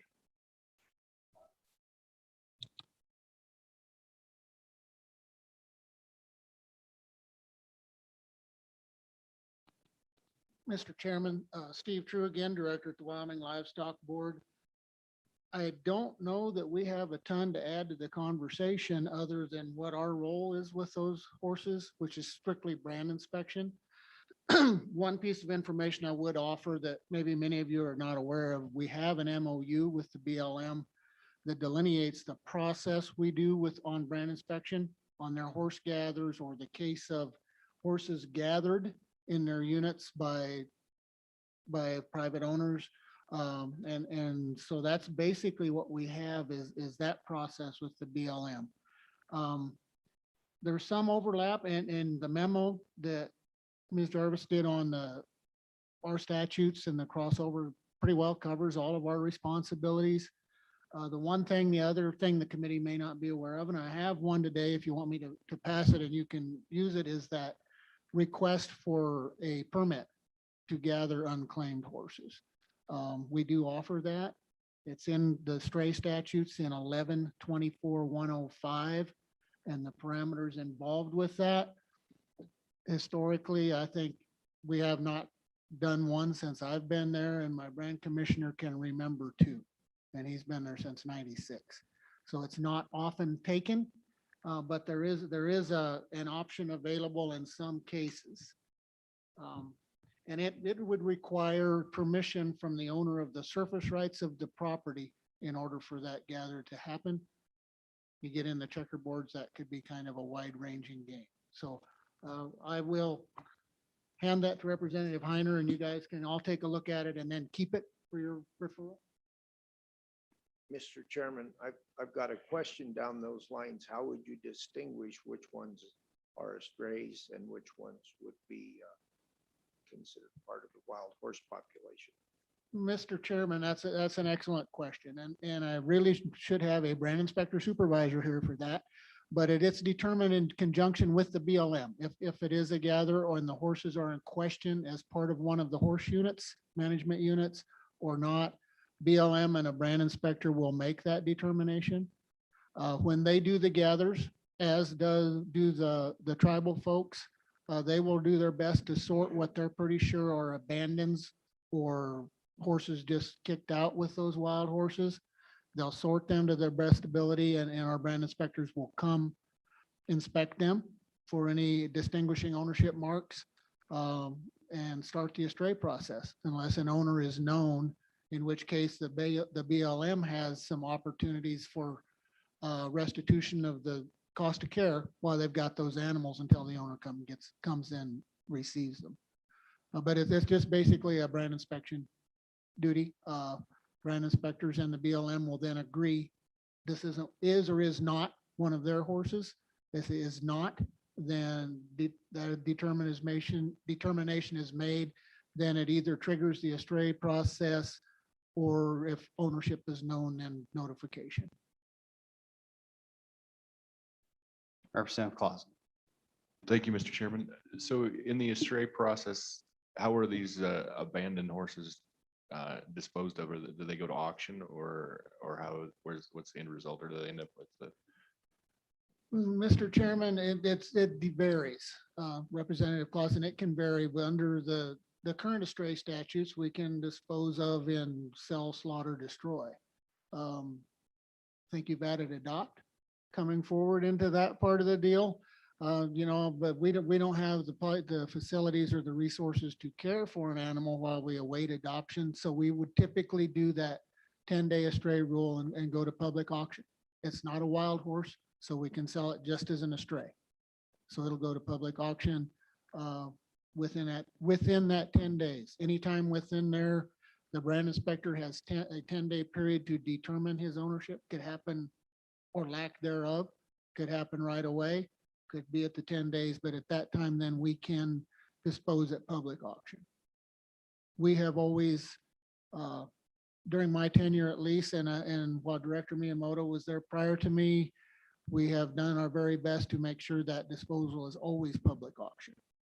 And then we just apprise anybody that has an interest, they're going to be at the sale this day, bid them up. We don't want to just supply anybody with horses or have that perception made. Representative Fortner. Thank you, Chairman. We passed some legislation in Cheyenne this last session that dealt with roadkills. And during that discussion, I learned from an organization that deals with wildlife that chronic wasting disease is a big issue in the state of Wyoming, as well as Colorado. We're just about tied for first place in the nation. how susceptible are these wild horses to chronic wasting disease? Because they hang with, I've watched them hang with the elk and the deer and the antelope. They water out of the same hole. Chronic wasting disease lives on water. Has anybody been checking them? And what's repercussions? These horses moving into domestic stock, infecting herds. Where do we go from there? We need to craft legislation to make it criminal on BLM's part, or how are we going to address that? Thank you.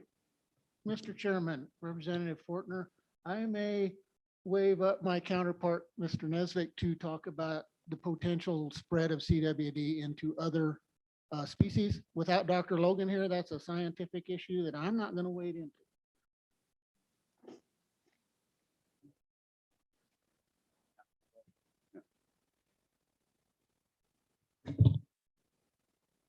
So, Mr. Chairman, Representative Fortner, so chronic wasting disease is, it's only found in cervids. It's never cervids, meaning the deer family. So mule deer, white-tailed deer, elk, and moose. It's never been found to transmit into any domestic stock or really any other species of wildlife or domestic animals. You know, a lot of other families of animals have their own version of chronic wasting disease. So there's, you know, mad cow disease or Crutchfield Jakob. And I think there's even a suid form of a similar prion disease like CWD. But the short answer is CWD is not known to transmit to anything other than those 4 species that I just talked about. Any further questions for the livestock board? Okay, thank you very much, Director. Thank you, Mr. Chairman. Okay, next up, we have Christy Chapman with the Wyoming Wild Horse Improvement Partnership. Welcome to the Joint Ag Committee.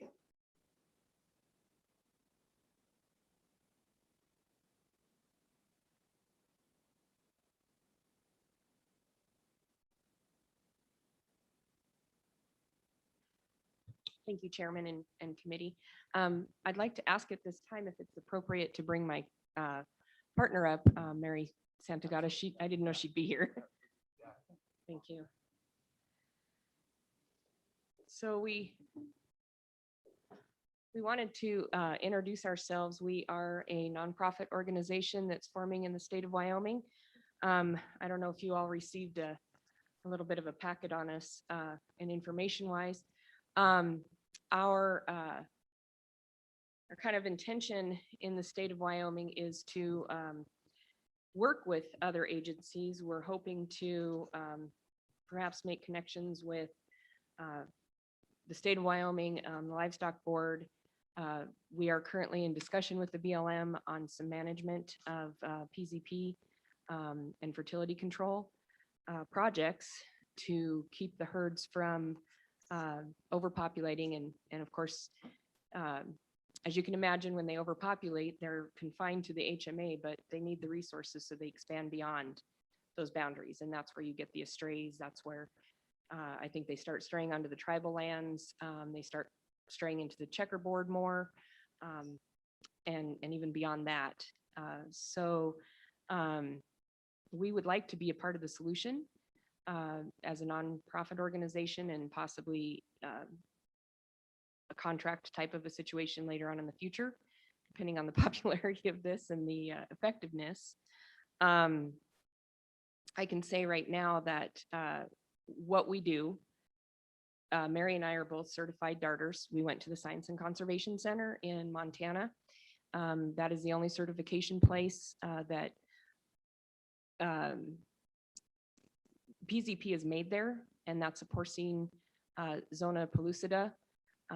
And I'd like to offer a correction on the BLM's comment that it is a drug. It is not a fertility control drug. It is a vaccination.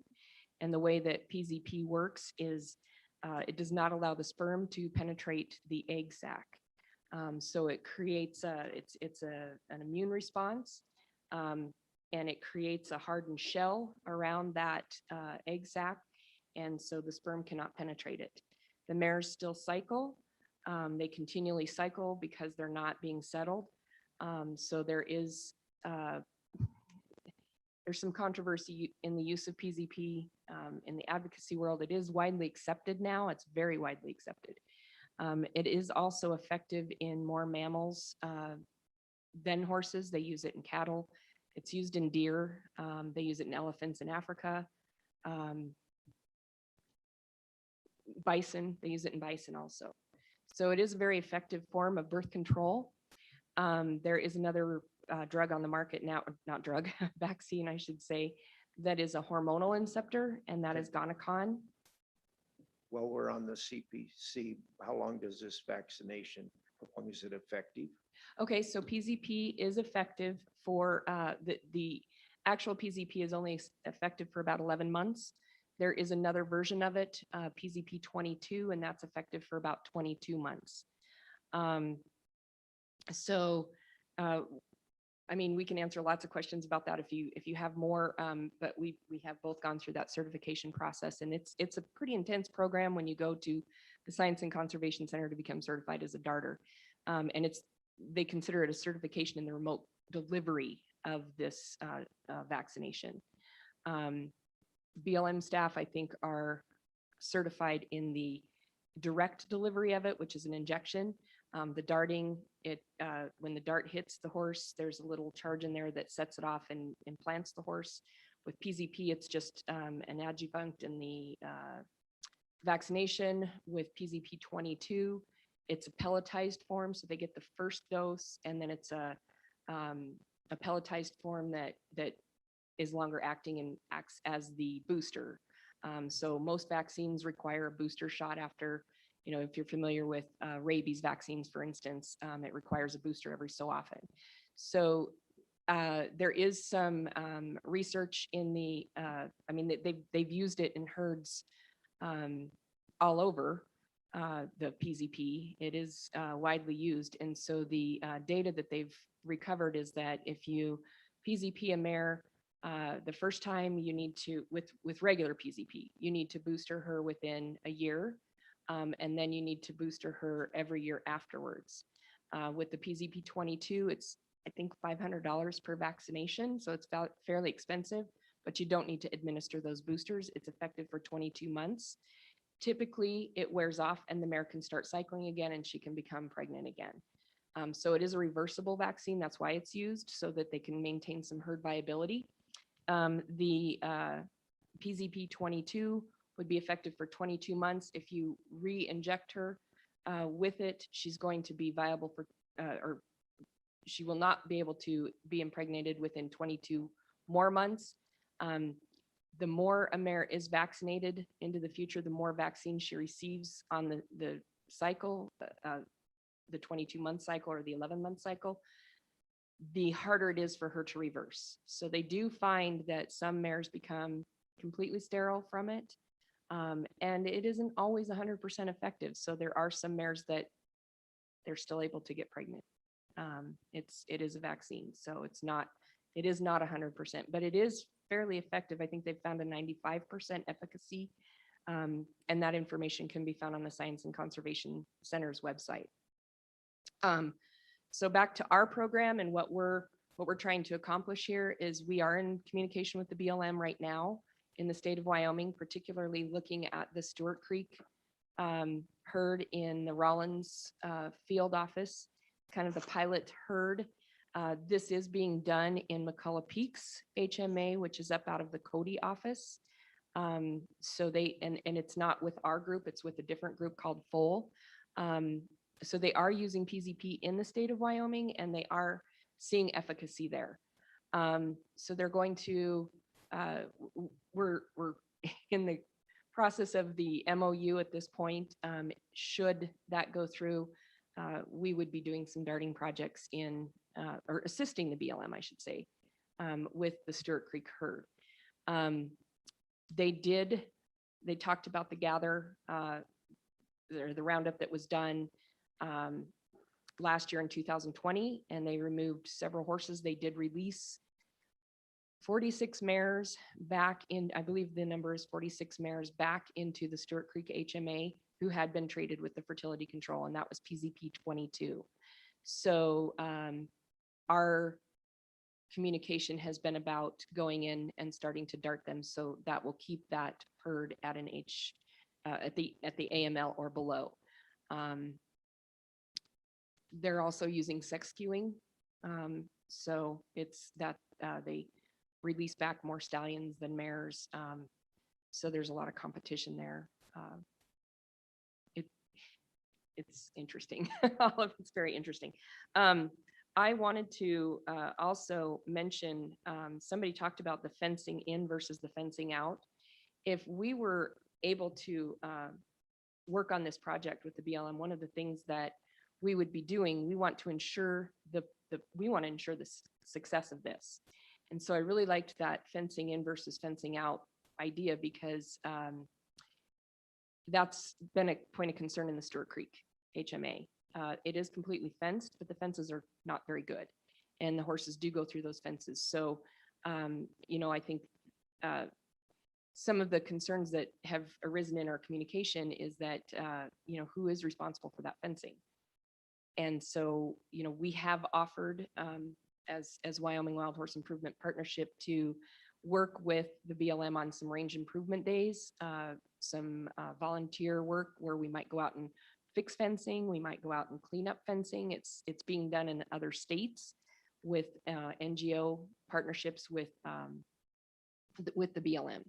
So there are a lot of ways that we can help, and are willing to help. We do have some volunteers. We have some members of our organization here as well.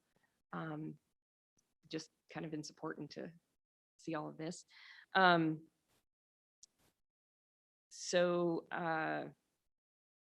Let's see, I had a couple of other notes here I wanted to talk to you guys. I think from you, we would really like to see support for advocacy groups that are able to work with the BLM. Wild horse advocacy is a huge, broad, very ugly and convoluted situation with public groups working with the BLM. Somebody earlier mentioned how the BLM really gets it from both sides. They do. They truly do. They get hit from everywhere.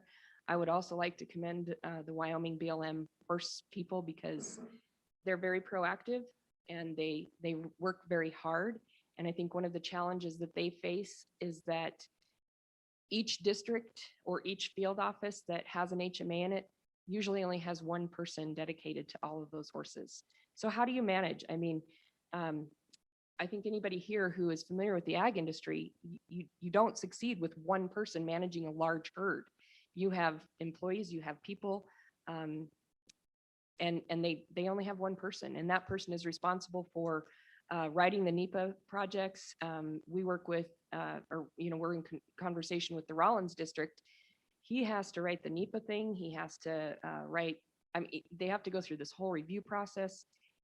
It's taken us, and we've been talking to him for, 4 years almost, since 2017. So yeah, 4 or 5 years. And they get sued. They get sued by the livestock industry to remove horses, and then they get sued by the general public to keep the horses on the range. And how do they win? How do they win out of that? Because they just get caught from both ends. So a few other ways that we are assisting, and this is where Mary really comes in. She runs a rescue. She's from Connecticut. She runs a horse rescue in Connecticut. She works with the government agencies, BLM, Forest Service, and a few other agencies. And she provides adoptive homes back east for horses. People in the East Coast, they love this. They love it. They want a piece of the West, and the horses represent that for them. So she has a lot of success in finding adoptive homes back east and support. The BLM does not have offices back east, so it's very hard to get horses back there. And for us to do that, Mary has to adopt the horse herself. The process is, after a year, you can apply for title. Once the horse is titled, then she can sell it or do whatever she wants with it.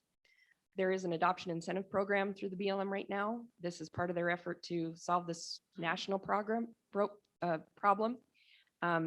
person receives $1,000 at the end of a year if they keep that horse for the entire year and apply for title.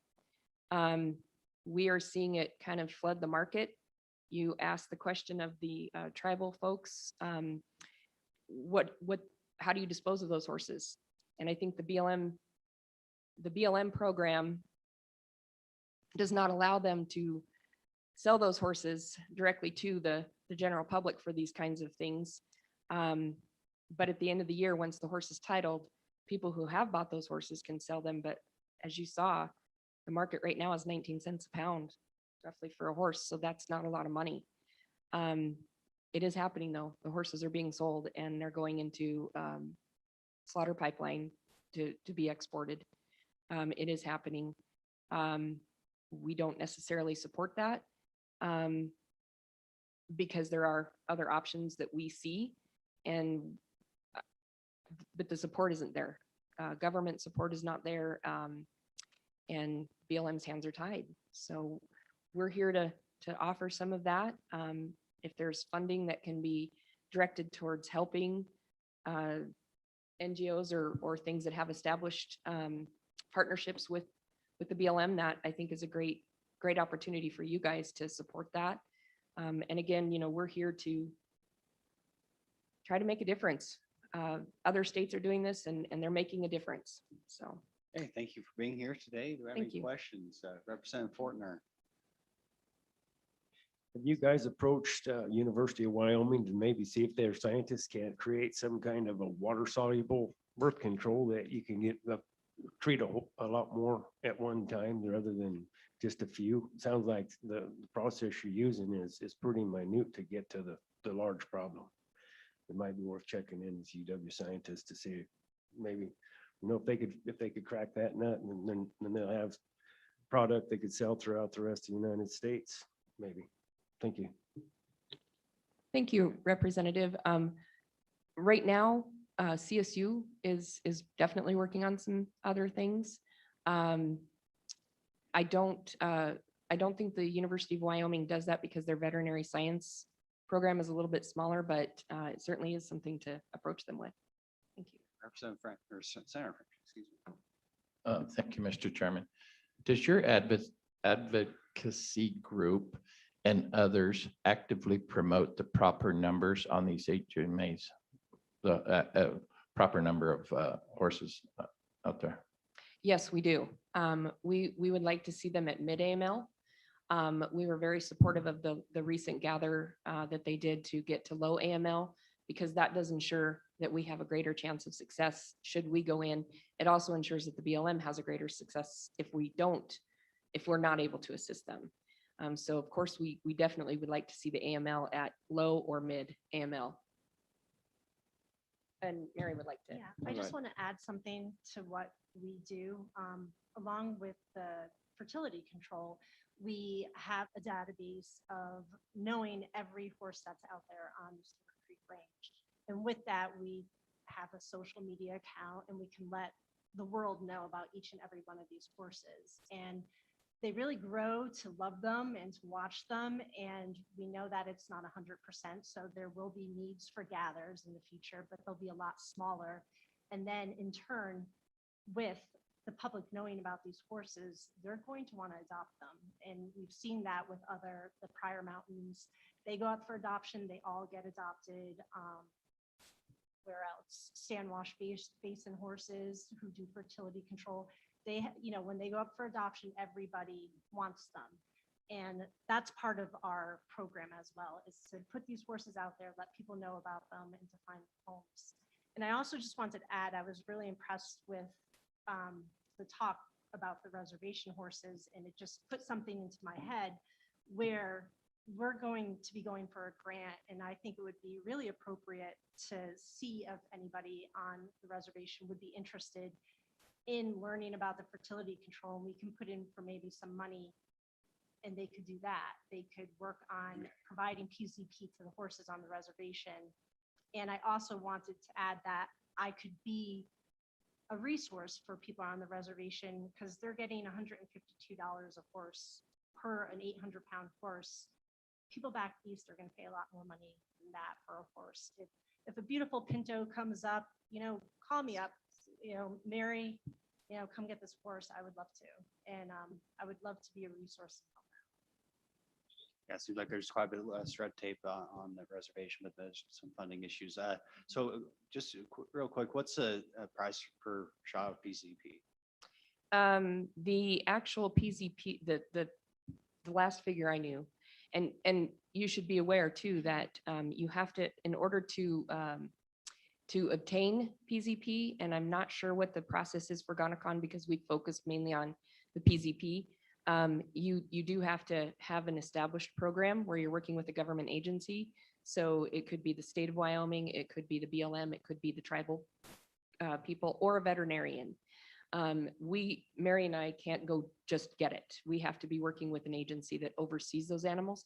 But I think that if the state were to look at the estrays or something to that effect, or I'm not sure how all of that works. The PZP itself is $25 a vaccine. You do have to keep it refrigerated at a certain temperature. And then the 22 I mentioned is about $500, but it is, yeah, it's a big difference. Okay, thank you. That's just my question. Yeah, and we're running out of time. If you could be brief on this next question. There was a mention of spaying. That would be a fairly permanent. You could neuter the stallions as well, but I don't think you accomplish much. They just reproduce. You'll have more of them out there, but the spaying would be a way of, what is the problem with that? That's a great question. It's not a popular option because it's a permanent, it's permanent. Once a mare is spayed, she's spayed. The BLM has been looking at that as an option for fertility control in a lot of HMAs. They haven't gone that direction yet because of the NEPA process and all of the constraints that they have. So to answer your question, I think that there are a lot of places open to it, but they want to have some more data, like, how do you spay a wild mare and then watch her for the amount of time that she needs to recover. And I think there are some concerns there that the public has, so they do fight it. I'm not saying our group does, but a lot of advocacy groups do fight it nationally. I think you're looking for a humane way of controlling these animals. And I think if we can capture these things and tame them down or do whatever, I believe spaying would be a much cheaper route to go and a much more permanent solution to cutting down on the numbers.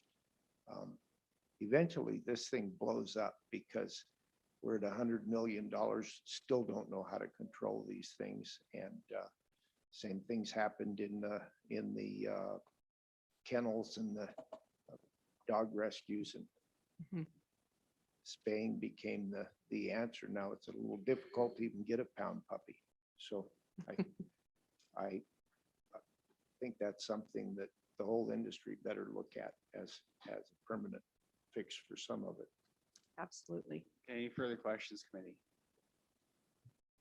No? Okay, well, I appreciate your testimony here today. Thanks for being with us. And yeah, we'll certainly see what we can do moving forward. Thank you.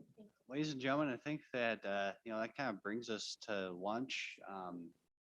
We'll maybe take an hour break, come back at 1:30 to continue with this topic with the county attorneys. And hopefully we'll get right on schedule with our 2 o'clock subject. So we'll take an hour-long break for lunch, come back at 1:30. We'll pick up county attorneys and then public comment on this issue. Mr. Chairman, Yes. we still have to hear from the county attorneys. Yeah, we're going to hear from him at 1:30. Is that afterwards. Yeah. We'll email them. Thank you. Okay.